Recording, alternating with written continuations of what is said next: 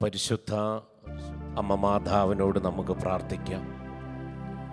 സകരക്ഷകിയായ അമ്മ, അപ്പോസ്തല പ്രവർത്തനങ്ങൾ 1:14 ഇപ്രകാരം വചനം പറയുന്നു: കർത്താവിൻ്റെ അമ്മയായ മറിയത്തോടൊപ്പം ചേർന്ന് പ്രാർത്ഥിച്ചപ്പോൾ അവർ പരിശുദ്ധാത്മാവിനാൽ നിറഞ്ഞു.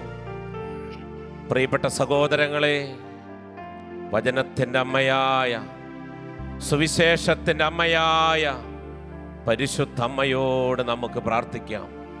കൈകൾ കൂപ്പി ഈ ശുശ്രൂഷയിൽ അഭിഷേകം പ്രാപിക്കുവാൻ, വചനത്തിൽ ആഴപ്പെടുവാൻ പരിശുദ്ധ അമ്മേ ഞങ്ങൾക്ക് വേണ്ടി പ്രാർത്ഥിക്കണമേ.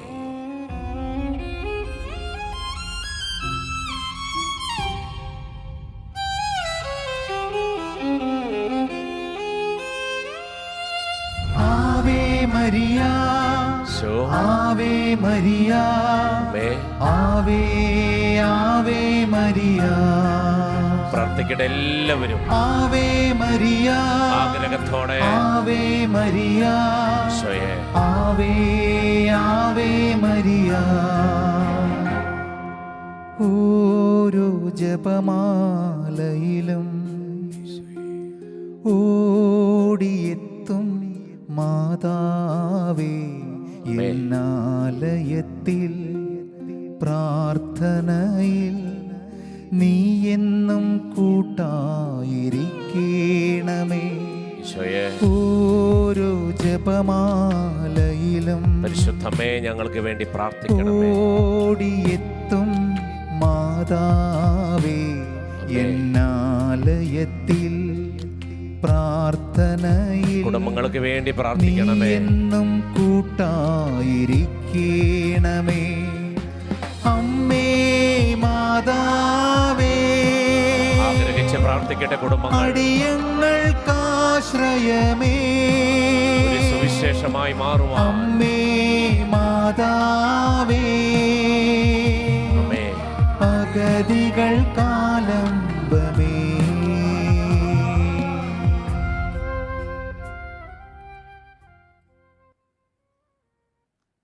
ഹല്ലേലൂയ, ഹല്ലേലൂയ, ഹല്ലേലൂയ, ഹല്ലേലൂയ, ഹല്ലേലൂയ, ഹല്ലേലൂയ.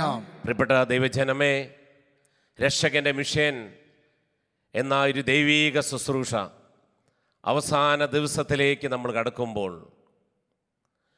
ദൈവികമായ ദൈവത്തിൻ്റെ പരിശുദ്ധാത്മാവ് തരുന്ന ചിന്ത, പൗലോസ്ലീഹ റോമാക്കാർക്കെതിരെ ലേഖനത്തിൽ 12:11 ഇപ്രകാരം പറയുന്നു: തീഷ്ണതയിൽ മാന്യം കൂടാതെ ആത്മാവിൽ കത്തിജ്വലിച്ച് കർത്താവിന് വേണ്ടി ശുശ്രൂഷ ചെയ്യുവാൻ. ഹല്ലേലൂയ, ഹല്ലേലൂയ, ഹല്ലേലൂയ, ഹല്ലേലൂയ. തീഷ്ണതയിൽ മാന്യം കൂടാതെ.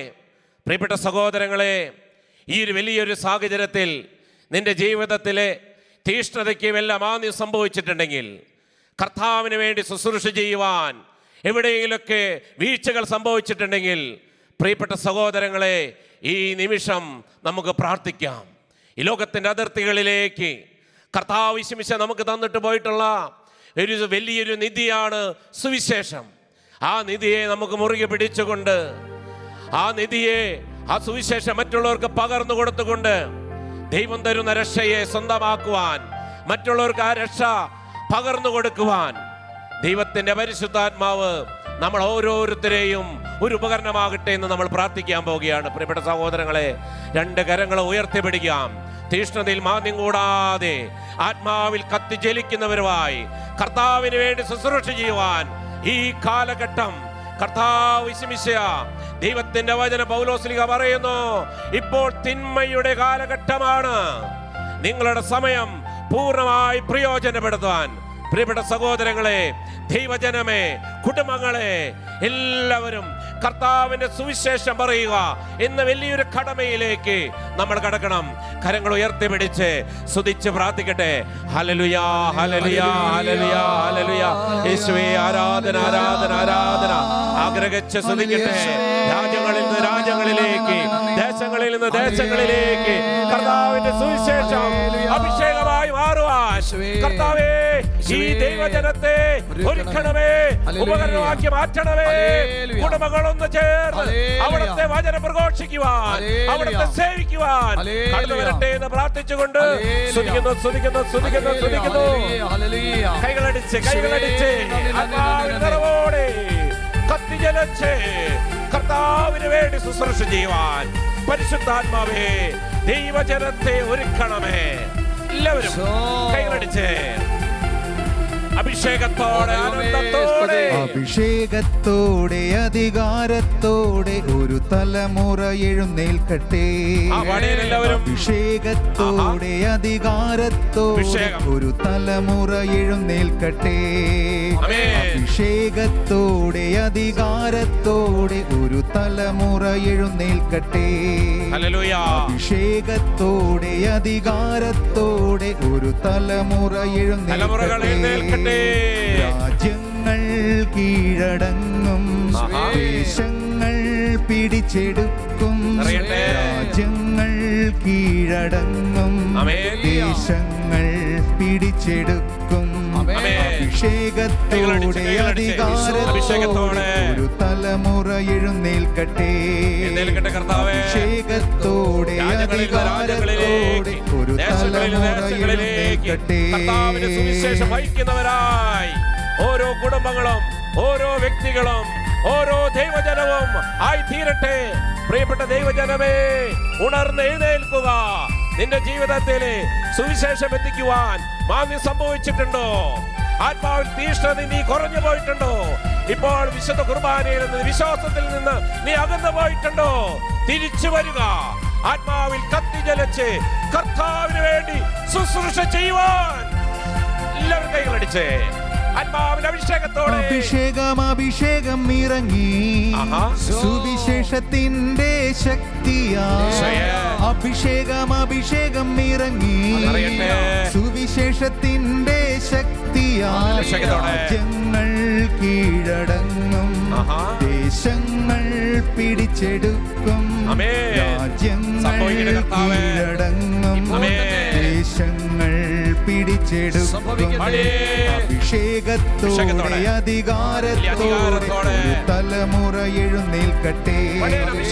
അഭിഷേകത്തോടെ അധികാരത്തോടെ ഒരു തലമുറ എഴുന്നേൽക്കട്ടെ.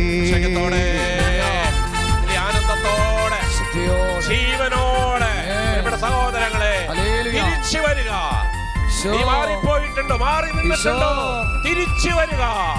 ദൈവത്തിന്റെ ഒരു ഉപകരണമായി തീരുവാൻ ആത്മാവിൽ നിറഞ്ഞ് പ്രാർത്ഥിക്കട്ടെ. എല്ലാവരും രക്ഷയുടെ സുവിശേഷം, സൗഖ്യത്തിന്റെ സുവിശേഷം, സ്നേഹത്തിന്റെ സുവിശേഷം ലോകത്തിന്റെ അതിർത്തികളിലേക്ക് എത്തിക്കുവാൻ പരിശുദ്ധാത്മാവെ സഹായിക്കണമേ എന്ന് വലിയ ആനന്ദത്തോടെ പാടി ദൈവത്തെ ആരാധിക്കട്ടെ. കൈകളടിച്ച് എല്ലാവരും. ദൂതന്മാരും ഇറങ്ങുന്നതും കാണുന്നു, അഭിഷേകം ഇറങ്ങുന്നതും കാണുന്നു.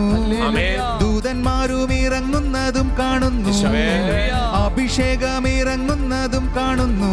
രാജ്യങ്ങൾ കീഴടങ്ങും, ദേശങ്ങൾ പിടിച്ചെടുക്കും.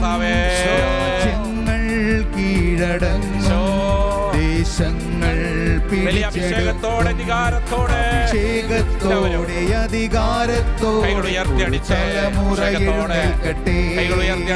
അഭിഷേകത്തോടെ അധികാരത്തോടെ തലമുറ എഴുന്നേൽക്കട്ടെ. രാജ്യങ്ങൾ കീഴടങ്ങും, ദേശങ്ങൾ പിടിച്ചെടുക്കും. രാജ്യങ്ങൾ കീഴടങ്ങുവാൻ, ദേശങ്ങളെ പിടിച്ചെടുക്കുവാൻ രാജ്യങ്ങൾ കീഴടങ്ങും, പാടി ആരാധിക്കട്ടെ. വീണ്ടും പിടിച്ചെടുക്കും. ഈ ദൈവത്തിന്റെ ദൂത് അനേക മക്കളുടെ ഹൃദയങ്ങളെ തുറക്കട്ടെ. അഭിഷേകത്തോടെ അധികാരത്തോടെ ഈ ഒരു അഭിഷേകം ലോകം മുഴുവനുള്ള എല്ലാ മക്കളിലേക്കും കത്തിച്ചെടുക്കട്ടെ. കർത്താവേ, തകർന്നുപോയ ഹൃദയങ്ങളിലേക്ക്, വിശ്വാസം നഷ്ടപ്പെട്ട ഹൃദയങ്ങളിലേക്ക് ഈ ദൈവത്തിന്റെ ദൂത് കടന്നു ചെല്ലട്ടെ. ഹല്ലേലൂയ. ഹല്ലേലൂയ ഹല്ലേലൂയ ഹല്ലേലൂയ യേശുവേ ആരാധന ആരാധന ആരാധന ആരാധന ആരാധന ആരാധന ആരാധന ആരാധന ആരാധന ആരാധന ആരാധന ആരാധന ആരാധന ആരാധന പൗലോസായി ഞാൻ മാറട്ടെ, രാജ്യങ്ങൾ പിടിച്ചെടുക്കട്ടെ. ഒരു പൗലോസായി ഞാൻ മാറട്ടെ, ദേശങ്ങൾ പിടിച്ചെടുക്കട്ടെ. ഒരു പൗലോസായി ഞാൻ മാറട്ടെ, രാജ്യങ്ങൾ പിടിച്ചെടുക്കട്ടെ. ഒരു പൗലോസായി ഞാൻ മാറട്ടെ, ദേശങ്ങൾ പിടിച്ചെടുക്കട്ടെ.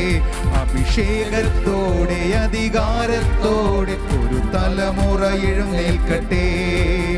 അഭിഷേകത്തോടെ അധികാരത്തോടെ ഒരു തലമുറ എഴുന്നേൽക്കട്ടെ. ഒരു തലമുറ എഴുന്നേൽക്കട്ടെ. ഒരു തലമുറ എഴുന്നേൽക്കട്ടെ. ഒരു തലമുറ എഴുന്നേൽക്കട്ടെ. അഭിഷേകത്തോടെ അധികാരത്തോടെ ഒരു തലമുറ എഴുന്നേൽക്കട്ടെ.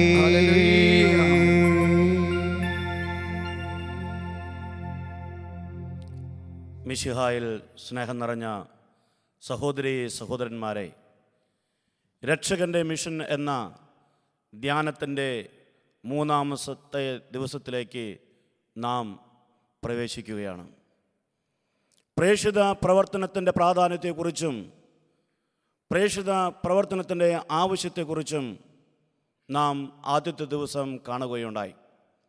ഇന്നലെ പ്രേക്ഷിത പ്രവർത്തനത്തെക്കുറിച്ചുള്ള ചില തത്വങ്ങൾ നമ്മൾ കണ്ടു. ഇന്നും വചനത്തിൻ്റെ വെളിച്ചത്തിൽ പ്രേക്ഷിത പ്രവർത്തനങ്ങളെക്കുറിച്ചുള്ള ചില സത്യങ്ങളെക്കുറിച്ച്, തത്വങ്ങളെക്കുറിച്ച് നമുക്ക് ധ്യാനിക്കാം. ഇന്നലെ 5 കാര്യങ്ങളാണ് ഞാൻ പറഞ്ഞത്. 6ാമത്തെ കാര്യം, പ്രേക്ഷിതൻ, സുവിശേഷകൻ, യേശുവിന് സാക്ഷ്യം വഹിക്കുന്നവൻ പരിശുദ്ധാത്മാവ് കൊണ്ട് നിറയണം. യേശുവിൻ്റെ ശിഷ്യന്മാർ 3 വർഷം യേശുവിനോടൊപ്പം ഉണ്ടായിരുന്നു. യേശു പറഞ്ഞ എല്ലാ വചനങ്ങളും അവർ കേട്ടിരുന്നു. യേശു ചെയ്ത എല്ലാ അത്ഭുതങ്ങളും അവർ കണ്ടിരുന്നു. ലോകം മുഴുവനും പോയി സുവിശേഷം പ്രസംഗിക്കാൻ യേശു അവരോട് കൽപ്പിച്ചിരുന്നു. ഇതൊക്കെ ആയിട്ടും അവസാനം യേശു അവരോട് പറഞ്ഞു, ഉന്നതത്തിൽ നിന്ന് ശക്തി ധരിക്കുന്നത് വരെ നിങ്ങൾ കാത്തിരിക്കണം. ഉന്നതത്തിൽ നിന്ന് ശക്തി ധരിച്ചതിന് ശേഷം മാത്രമേ നിങ്ങൾ നഗരം വിട്ടു പോകാവൂ. ഇതിൽ നിന്നും നമുക്ക് എന്താണ് മനസ്സിലാക്കാൻ സാധിക്കുക? ഒരു സുവിശേഷകൻ, ഒരു സുവിശേഷ പ്രവർത്തകൻ, യേശുവിൻ്റെ ശിഷ്യൻ പരിശുദ്ധാത്മാവിനാൽ നിറഞ്ഞാണ് മറ്റുള്ളവരുടെ അടുത്തേക്ക് പോകേണ്ടത്. ലൂക്കായുടെ സുവിശേഷം 24-ാം അധ്യായം 49-ാമത്തെ വചനം, എൻ്റെ പിതാവിൻ്റെ വാഗ്ദാനം നിങ്ങളുടെ മേൽ ഞാൻ അയക്കുന്നു. ഉന്നതത്തിൽ നിന്ന് ശക്തി ധരിക്കുന്നത് വരെ നഗരത്തിൽ തന്നെ വസിക്കുവൻ.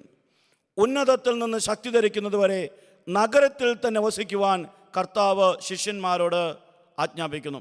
അവർ എല്ലാം കണ്ടിട്ടുണ്ടായിരുന്നു, എല്ലാം കേട്ടിട്ടുണ്ടായിരുന്നു, സുവിശേഷം പ്രസംഗിക്കുവാനുള്ള കൽപ്പനയും അവർക്ക് ലഭിച്ചിട്ടുണ്ടായിരുന്നു. പക്ഷേ അവസാനമായി ഈ ആത്മാവിൻ്റെ നിറവിന് വേണ്ടി കാത്തിരിക്കണമെന്ന് യേശു അവരോട് പറഞ്ഞു.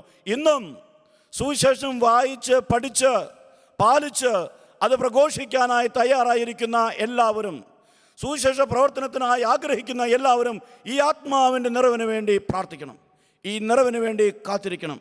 അപ്പസ്തോല പ്രവർത്തനങ്ങൾ 1-ാം അധ്യായം 4-5 വചനങ്ങളിലും ഇക്കാര്യം നമുക്ക് കാണാൻ സാധിക്കും. അപ്പസ്തോല പ്രവർത്തനങ്ങൾ 1-ാം അധ്യായം 4-5 വചനങ്ങൾ. അവൻ അവരോടൊപ്പം ഭക്ഷണത്തിനിരിക്കുമ്പോൾ കൽപ്പിച്ചു, നിങ്ങൾ ജെറുസലേം വിട്ടു പോകരുത്. എന്നിൽ നിന്ന് കേട്ട പിതാവിൻ്റെ വാഗ്ദാനം കാത്തിരിക്കുവിൻ. എന്തെന്നാൽ യോഹന്നാൻ വെള്ളം കൊണ്ട് സ്നാനം നൽകി, നിങ്ങളാകട്ടെ താമസിയാതെ പരിശുദ്ധാത്മാവിനാൽ സ്നാനമേൽക്കും.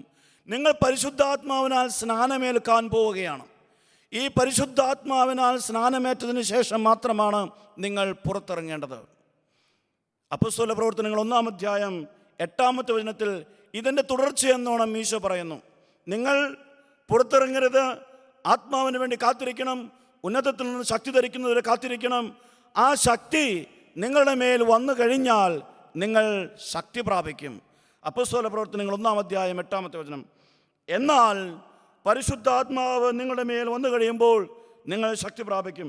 ജെറുസലേമിലും യൂദയ മുഴുവനിലും സമരയായാലും ഭൂമിയുടെ അതിർത്തികൾ വരെയും നിങ്ങൾ എനിക്ക് സാക്ഷികളായി തീരുകയും ചെയ്യും. പരിശുദ്ധാത്മാവ് വന്നു കഴിഞ്ഞാൽ നിങ്ങൾ ശക്തി പ്രാപിക്കും. സുവിശേഷം പ്രസംഗിക്കാനുള്ള ശക്തി, യേശുവിന് സാക്ഷ്യം കൊടുക്കുവാനുള്ള ശക്തി, മറ്റുള്ളവരുടെ മുമ്പിൽ ദൈവത്തെക്കുറിച്ച് സംസാരിക്കാനുള്ള ശക്തി, ദൈവത്തിൻ്റെ മഹത്വത്തിന് വേണ്ടി പ്രവർത്തിക്കാനുള്ള ശക്തി പരിശുദ്ധാത്മാവ് വന്നു കഴിയുമ്പോൾ നിങ്ങൾക്ക് ലഭിക്കും. അത് കഴിയുമ്പോൾ നിങ്ങൾ ജെറുസലേമിലും യൂദയായാലും സമരയായാലും ലോകത്തിൻ്റെ അതിർത്തികൾ വരെയും എനിക്ക് സാക്ഷ്യം വഹിക്കും. അതുകൊണ്ട് സുവിശേഷ പ്രവർത്തനം നടത്താൻ ആഗ്രഹിക്കുന്ന പ്രിയ സഹോദരി സഹോദരന്മാരെ, ഈ ആത്മാവിൻ്റെ നിറവിന് വേണ്ടി നാം പ്രാർത്ഥിക്കണം. ഈശോ തൻ്റെ ശിഷ്യന്മാരോട് ഇത് വളരെ മുമ്പ് തന്നെ പറഞ്ഞിരുന്നു. യോഹന്നാന്റെ സുവിശേഷം 14:16-17 ഈശോ ശിഷ്യന്മാരോട് പറയുന്നു, ഞാൻ എൻ്റെ പിതാവിനോട് പ്രാർത്ഥിക്കുകയും അവിടുന്ന് നിങ്ങളോടൊപ്പമായിരിക്കാൻ ഒരു സഹായകനെ അയക്കുകയും ചെയ്യും. ഈ സഹായകന് 2 പ്രത്യേകതകളാണുള്ളത്. ഒന്നാമതായി ഈശോ പറയുന്നു, ഈ സഹായകൻ എന്നും നിങ്ങളോടൊപ്പം ഉണ്ടായിരിക്കും. എന്നും നിങ്ങളോടൊപ്പം ഉണ്ടായിരിക്കും. ഈ ഭൂമിയിൽ എന്നും നമ്മോടൊപ്പമായിരിക്കുന്ന മറ്റൊരു സഹായകൻ നമുക്കില്ല. രണ്ടാമതായി ഈശോ പറയുന്നു, ഈ സഹായകൻ നിങ്ങളുടെ ഉള്ളിൽ വസിക്കുന്നു. നമ്മെ സഹായിക്കുന്ന ധാരാളം മനുഷ്യ വ്യക്തികളുണ്ട്. പക്ഷേ അവർക്ക് നമ്മോട് എത്ര അടുത്താണ് വരാൻ സാധിക്കുക? നമ്മോട് ചേർന്ന് നിൽക്കാൻ സാധിക്കും, നമ്മുടെ മുൻപിൽ നിൽക്കാൻ സാധിക്കും, നമ്മുടെ വശങ്ങളിൽ നിൽക്കാൻ സാധിക്കും, പിന്നിൽ നിൽക്കാൻ സാധിക്കും, ചേർന്ന് നിന്ന് നമ്മെ സഹായിക്കാൻ സാധിക്കും. പക്ഷെ പരിശുദ്ധാത്മാവ് നമ്മുടെ ഉള്ളിൽ നിന്ന് നമ്മെ സഹായിക്കുന്നു. ഉള്ളിൽ നിന്ന് ബലപ്പെടുത്തുന്നവൻ, ഉള്ളിൽ നിന്ന് ശക്തിപ്പെടുത്തുന്നവൻ ഈ പരിശുദ്ധാത്മാവാണ് ഈ സുവിശേഷ പ്രവർത്തനത്തിൽ നമ്മെ വഴി നടത്തുന്നത്. പരിശുദ്ധാത്മാവ് സുവിശേഷ പ്രവർത്തനത്തെ നടത്തുന്നു, വഴി നടത്തുന്നു. അതുകൊണ്ട് പരിശുദ്ധാത്മാവിനെ നാം സ്വീകരിക്കണം. ഇന്നലെ നാം കണ്ടു അപ്പോസ്തല പ്രവർത്തനങ്ങൾ 13:2 പരിശുദ്ധാത്മാവ് ശിഷ്യന്മാരോട് പറയുന്നു, ഞാൻ വിളിച്ചിരിക്കുന്ന ജോലിക്കായി ബാർനബാസിനെയും സാവൂളിനെയും എനിക്ക് വേണ്ടി മാറ്റി നിർത്തുക. പരിശുദ്ധാത്മാവ് നേരിട്ട് പ്രേക്ഷിത പ്രവർത്തനങ്ങളിൽ ഇടപെടുന്നു. പരിശുദ്ധാത്മാവാണ് ഈ സുവിശേഷ പ്രവർത്തനം മുന്നോട്ട് കൊണ്ടുപോകുന്നത്. അതുകൊണ്ട് ഈ ആത്മാവിൻ്റെ നിറവിന് വേണ്ടി നാം പ്രാർത്ഥിക്കണം. ഈ പരിശുദ്ധാത്മാവ് നമ്മിലുണ്ട്. നമ്മുടെ മാമോദീസായിൽ നാം പരിശുദ്ധാത്മാവിനെ സ്വീകരിച്ചിട്ടുണ്ട്. ഞാൻ ആദ്യത്തെ ദിവസം പറഞ്ഞു, മാമോദീസ സ്വീകരിച്ച എല്ലാവരും പ്രേക്ഷിതരാണ്. ഈ പരിശുദ്ധാത്മാവ് നമ്മുടെ ഉള്ളിൽ വസിക്കുന്നുണ്ട്. വിശുദ്ധ പൗലോസ് ശ്ലീഹ കൊരിന്തോസുകാർക്ക് എഴുതിയ 1:16 6:19 ഈ 2 വചനങ്ങളിലും പൗലോസ് ശ്ലീഹ ഓർമ്മപ്പെടുത്തുന്നു, നിങ്ങളുടെ ഉള്ളിൽ പരിശുദ്ധാത്മാവ് വസിക്കുന്നു. നിങ്ങളുടെ ശരീരം പരിശുദ്ധാത്മാവ് വസിക്കുന്ന ആലയമാണ്. അപ്പോൾ നമ്മുടെ ഉള്ളിൽ പരിശുദ്ധാത്മാവ് വസിക്കുന്നുണ്ട്. ഈ പരിശുദ്ധാത്മാവിൻ്റെ അഭിഷേകത്താലാണ് നമ്മൾ സുവിശേഷ പ്രവർത്തനം നടത്തേണ്ടത്. ഇവിടെ നാം ശ്രദ്ധിക്കേണ്ട ഒരു കാര്യമുണ്ട്. മാമോദീസായിൽ നമുക്ക് പരിശുദ്ധാത്മാവിനെ ലഭിച്ചിട്ടുണ്ട്. ആ പരിശുദ്ധാത്മാവ് നമ്മുടെ ഉള്ളിൽ ഉണ്ട് താനും. പക്ഷേ ഈ പരിശുദ്ധാത്മാവുമായി നിരന്തരം നമ്മൾ സമ്പർക്കത്തിലായിരിക്കണം. ഈ പരിശുദ്ധാത്മാവിൻ്റെ ശക്തി തണുത്തുറഞ്ഞു പോകുവാൻ സാധ്യതയുണ്ട്. ചിലരൊക്കെ പറയാറുണ്ട്, ഞാൻ മാമോദീസായിൽ പരിശുദ്ധാത്മാവിനെ സ്വീകരിച്ചിട്ടുണ്ട്, പരിശുദ്ധാത്മാവ് എന്നിലുണ്ട്, അതുകൊണ്ട് എനിക്ക് കൂടുതൽ പ്രാർത്ഥനകളോ കൂടുതൽ അഭിഷേക പ്രാർത്ഥനകളോ കൈവയ്പ്പ് പ്രാർത്ഥനകളോ ഒന്നും ആവശ്യമില്ല. അതെൻ്റെ ഉള്ളിലുണ്ട് എന്നുള്ളത് സത്യം തന്നെ. പക്ഷേ ഉപയോഗിക്കാതിരുന്നാൽ അത് നിർവീര്യമാക്കി പോകാൻ സാധ്യതയുണ്ട്. നമ്മൾ സ്വീകരിച്ചിരിക്കുന്ന കൃപാവരങ്ങൾ, നമ്മൾ സ്വീകരിച്ചിരിക്കുന്ന കൈവെപ്പിൻ്റെ അഭിഷേകം നമ്മൾ കാത്തു സൂക്ഷിക്കണം. അതിനായി നിരന്തരം നാം പരിശ്രമിച്ചു കൊണ്ടിരിക്കണം. വിശുദ്ധ പൗലോസ് ശ്ലീഹ തിമോത്തിയോസിന് എഴുതിയ 2 ലേഖനം 1:6 വിശുദ്ധ പൗലോസ് ശ്ലീഹ തിമോത്തിയോസിന് എഴുതിയ 2 ലേഖനം 1:6 പൗലോസ് ശ്ലീഹ തൻ്റെ പ്രിയപ്പെട്ട ശിഷ്യനായ തിമോത്തിയോസിന് കൊടുക്കുന്ന വളരെ വിലയേറിയ ഒരു ഉപദേശമാണ് നമുക്കിവിടെ കാണാൻ സാധിക്കുക. എൻ്റെ കൈവയ്പിലൂടെ നിനക്ക് ലഭിച്ചിരിക്കുന്ന ദൈവിക വരം വീണ്ടും ഉജ്ജ്വലിപ്പിക്കണമെന്ന് ഞാൻ നിന്നെ അനുസ്മരിപ്പിക്കുന്നു. ആരാണ് അനുസ്മരിപ്പിക്കുന്നത്? പൗലോസ് പ്രിയപ്പെട്ട ശിഷ്യനായ തിമോത്തിയോസിനെ ഓർമ്മിപ്പിക്കുകയാണ്. തീഷ്ണതയാൽ ജ്വലിച്ചിരുന്ന തിമോത്തിയോസിനെ എന്തുകൊണ്ടാണ് ഓർമ്മിപ്പിക്കേണ്ടി വന്നത്? അത് തണുത്തുറഞ്ഞു പോകാൻ സാധ്യതയുള്ളത് കൊണ്ടല്ലേ? എൻ്റെ കൈവെപ്പ് വഴി നിനക്ക് ലഭിച്ചിരിക്കുന്ന ദൈവിക വരം വീണ്ടും ഉജ്ജ്വലിപ്പിക്കണമെന്ന് ഞാൻ നിന്നെ ഓർമ്മിപ്പിക്കുന്നു. നമുക്ക് ലഭിച്ചിരിക്കുന്ന പരിശുദ്ധാത്മാവിൻ്റെ അഭിഷേകം സമയാസമയങ്ങളിൽ നാം ഉണർത്തേണ്ടിയിരിക്കുന്നു, ഉജ്ജ്വലിപ്പിക്കേണ്ടിയിരിക്കുന്നു. ഈ പരിശുദ്ധാത്മാവുമായി നിരന്തര സമ്പർക്കത്തിലായിരിക്കുമ്പോഴാണ് സുവിശേഷ പ്രവർത്തനം മുന്നോട്ട് കൊണ്ടുപോകുവാൻ നമുക്ക് സാധിക്കുക. വിശുദ്ധ പൗലോസ് ശ്ലീഹ തെസ്സലോനിക്കക്കാർക്ക് എഴുതിയ 1 ലേഖനം 5 അധ്യായം 19 വചനം. വിശുദ്ധ പൗലോസ് ശ്ലീഹ തെസ്സലോനിക്കക്കാർക്ക് എഴുതിയ 1 ലേഖനം 5 അധ്യായം 19 വചനത്തിൽ തെസ്സലോനിക്കക്കാരെ പൗലോസ് ശ്ലീഹ ഇപ്രകാരം ഓർമ്മിപ്പിക്കുന്നു: ആത്മാവിനെ നിങ്ങൾ നിർവീര്യമാക്കരുത്. ആത്മാവിനെ നിങ്ങൾ നിർവീര്യമാക്കരുത്. എന്തുകൊണ്ടാണ് പൗലോസ് ശ്ലീഹ ഇങ്ങനെ ഓർമ്മിപ്പിക്കുന്നത്? അങ്ങനെ സംഭവിക്കാൻ സാധ്യതയുള്ളത് കൊണ്ടല്ലേ? ഈ ആത്മാവിൻ്റെ ശക്തി ചോർന്നു പോകാൻ സാധ്യതയുള്ളത് കൊണ്ട്, നമ്മിലുള്ള അഭിഷേകത്തെ നാം ഉപയോഗിക്കാതിരിക്കുമ്പോൾ അതിൻ്റെ ശക്തി കുറഞ്ഞു പോകാൻ സാധ്യതയുള്ളത് കൊണ്ട് പൗലോസ് ശ്ലീഹ ഓർമ്മിപ്പിക്കുകയാണ്. വീണ്ടും വിശുദ്ധ പൗലോസ് ശ്ലീഹ തിമോത്തിയോസിന് എഴുതിയ 1 ലേഖനം 4 അധ്യായം 14 മുതൽ 16 വരെയുള്ള വചനങ്ങളിലും പറയുന്നുണ്ട്: കൃപാവരങ്ങളെ അവഗണിക്കരുത്, അതിനുവേണ്ടി അത്യധ്വാനം ചെയ്യുക, കൃപാവരങ്ങളിൽ വർദ്ധിക്കുക, അങ്ങനെ നിന്റെ പുരോഗതി എല്ലാവരും കാണട്ടെ. കൃപാവരങ്ങളെ ഉജ്ജ്വലിപ്പിക്കേണ്ടതിൻ്റെ ആവശ്യകതയെക്കുറിച്ചാണ് പൗലോസ് ശ്ലീഹ ഈ 3 വചനങ്ങളിലും പറയുന്നത്. വിശുദ്ധ പൗലോസ് ശ്ലീഹ തിമോത്തിയോസിന് എഴുതിയ 2 ലേഖനം 1 അധ്യായം 6 വചനം, വിശുദ്ധ പൗലോസ് ശ്ലീഹ തെസ്സലോനിക്കക്കാർക്ക് എഴുതിയ 1 ലേഖനം 5 അധ്യായം 19 വചനം, വിശുദ്ധ പൗലോസ് ശ്ലീഹ തിമോത്തിയോസിന് എഴുതിയ 1 ലേഖനം 4 അധ്യായം 14 മുതൽ 16 വരെയുള്ള വചനങ്ങൾ. ഈ 3 വചനഭാഗങ്ങളിലും പൗലോസ് ശ്ലീഹ വളരെ തീക്ഷ്ണമായാണ് ഓർമ്മിപ്പിക്കുന്നത്: പരിശുദ്ധാത്മാവിൻ്റെ അഭിഷേകത്തെ, ദൈവിക വരത്തെ, കൃപാദാനത്തെ ഉജ്ജ്വലിപ്പിക്കണം. ഇനി അപ്പസ്തോലന്മാരുടെ ജീവിതത്തിലേക്ക് തിരിഞ്ഞു നോക്കിയാൽ നമുക്ക് ഒരു കാര്യം കാണാൻ സാധിക്കും. അപ്പസ്തോലന്മാർ പെന്തക്കോസ്താ തിരുനാൾ ദിവസം പരിശുദ്ധാത്മാവിൻ്റെ അഭിഷേകം വളരെ ശക്തമായി സ്വീകരിച്ചവരാണ്. ഇതിനെക്കുറിച്ച് വിവരിച്ചിരിക്കുന്നത് അപ്പസ്തോല പ്രവർത്തനങ്ങൾ 2 അധ്യായം 1 മുതൽ 4 വരെയുള്ള വചനങ്ങളിലാണ്. പെന്തക്കോസ്താ തിരുനാൾ ദിവസം ശക്തമായി അവർ അഭിഷേകം സ്വീകരിച്ചു. അതിനുശേഷം സുവിശേഷം പ്രസംഗിക്കാൻ അവർ ഇറങ്ങി പുറപ്പെട്ടു. പക്ഷേ സുവിശേഷം പ്രസംഗിച്ചു തുടങ്ങിയപ്പോൾ പ്രതിബന്ധങ്ങൾ, തടസ്സങ്ങൾ, ഭീഷണികൾ, ബുദ്ധിമുട്ടുകൾ ഇങ്ങനെ ഉണ്ടായപ്പോൾ അവർക്ക് തോന്നി ഇനിയും പ്രാർത്ഥിക്കണം, ശക്തി ഇനിയും നേടണം. അങ്ങനെ അവർ വീണ്ടും പ്രാർത്ഥിക്കാനായി ഒരുമിച്ച് കൂടുന്നു. പെന്തക്കോസ്താ തിരുനാൾ ദിവസം കഴിഞ്ഞ് ഉടനെ തന്നെ, കുറച്ച് ദിവസങ്ങൾക്കുള്ളിൽ തന്നെ വീണ്ടും അവർ പ്രാർത്ഥിക്കുന്നു. ഒരുപക്ഷേ അവർക്ക് ചിന്തിക്കാമായിരുന്നു, കഴിഞ്ഞ ദിവസമാണല്ലോ അഭിഷേകം സ്വീകരിച്ചത്, കഴിഞ്ഞ ദിവസമാണല്ലോ തമ്പുരാൻ നമ്മെ ശക്തിപ്പെടുത്തിയത്, അതുകൊണ്ട് മുന്നോട്ട് പോകാമെന്ന്. അങ്ങനെ അവർ ചിന്തിച്ചില്ല. മറിച്ച് കൂടുതൽ ശക്തിക്ക് വേണ്ടി അവർ പ്രാർത്ഥിച്ചു. അപ്പോസ്തല പ്രവർത്തനങ്ങൾ 4 അധ്യായം 23 മുതൽ 31 വരെ ഈ പ്രാർത്ഥനയെക്കുറിച്ച് നമുക്ക് കാണാൻ സാധിക്കും. ഇവിടെ നാം ഓർക്കേണ്ട ഒരു കാര്യം, അപ്പോസ്തല പ്രവർത്തനം 2 അധ്യായത്തിലാണ് പെന്തക്കോസ്താ തിരുനാൾ ദിവസം ആദ്യമായി അവർ പരിശുദ്ധാത്മാവിനെ സ്വീകരിക്കുന്നത്. വെറും കുറച്ച് ദിവസങ്ങൾക്കുള്ളിൽ 2 അധ്യായം കഴിയുമ്പോഴേക്കും വീണ്ടും അവർ പരിശുദ്ധാത്മാവിൻ്റെ അഭിഷേകത്തിന് വേണ്ടി ഒരുമിച്ച് കൂടുകയാണ്. അപ്പോസ്തല പ്രവർത്തനങ്ങൾ 4 അധ്യായം 23 വചനം: മോചിതരായ അവർ സ്വസമൂഹത്തിലെത്തി പുരോഹിത പ്രമുഖന്മാരും ജനപ്രമാണികളും പറഞ്ഞ കാര്യങ്ങൾ അവരെ അറിയിച്ചു. ഇന്നലെ നാം കണ്ട സംഭവത്തിൻ്റെ തുടർച്ചയാണിത്. പുരോഹിത പ്രമാണികളും പ്രധാന പുരോഹിതരും എല്ലാവരും അവരെ പേടിപ്പിക്കുകയും ഭീഷണിപ്പെടുത്തുകയും ചെയ്തതിൻ്റെ ആ സംഭവത്തിൻ്റെ വെളിച്ചത്തിലാണ് ഇവിടെ അപ്പോസ്തലന്മാർ മറ്റെല്ലാവരെയും വിളിച്ചു കൂട്ടി പറയുന്നത് ഇങ്ങനെയൊക്കെ സംഭവിച്ചു എന്ന്. എന്നിട്ട് അവരെന്താണ് ചെയ്തത്? അത് കേട്ടപ്പോൾ അവർ ഏകമനസ്സോടെ ഉച്ചത്തിൽ ദൈവത്തോട് അപേക്ഷിച്ചു. തുടർന്നുള്ള കുറച്ച് വചനങ്ങൾ വിട്ട് 31 വചനം നാം വായിക്കാം. പ്രാർത്ഥനയുടെ അവസാനം സംഭവിച്ചത് എന്താണ്? പ്രാർത്ഥന കഴിഞ്ഞപ്പോൾ അവർ സമ്മേളിച്ചിരുന്ന സ്ഥലം കുലുങ്ങി. അവരെല്ലാവരും പരിശുദ്ധാത്മാവിനാൽ പൂരിതരായി ദൈവവചനം ധൈര്യപൂർവ്വം പ്രസംഗിച്ചു. വീണ്ടും പരിശുദ്ധാത്മാവ് ഇറങ്ങി വരുന്നു. വീണ്ടും പരിശുദ്ധാത്മാവിനാൽ അവർ പൂരിതരാകുന്നു. എന്തുകൊണ്ടാണ് അവർ വീണ്ടും പരിശുദ്ധാത്മാവിനെ സ്വീകരിക്കാൻ വേണ്ടി പ്രാർത്ഥിച്ചത്? എന്തുകൊണ്ടാണ് പരിശുദ്ധാത്മാവ് വീണ്ടും അവരുടെ മേൽ ഇറങ്ങി വന്നത്? പരിശുദ്ധാത്മാവിന് കരുതാമായിരുന്നു, കഴിഞ്ഞ ദിവസമാണല്ലോ ഞാൻ ഇവരെ ശക്തിപ്പെടുത്തിയത്. പക്ഷെ വീണ്ടും പ്രാർത്ഥിച്ചപ്പോൾ പരിശുദ്ധാത്മാവ് വീണ്ടും ശക്തിപ്പെടുത്തുന്നു.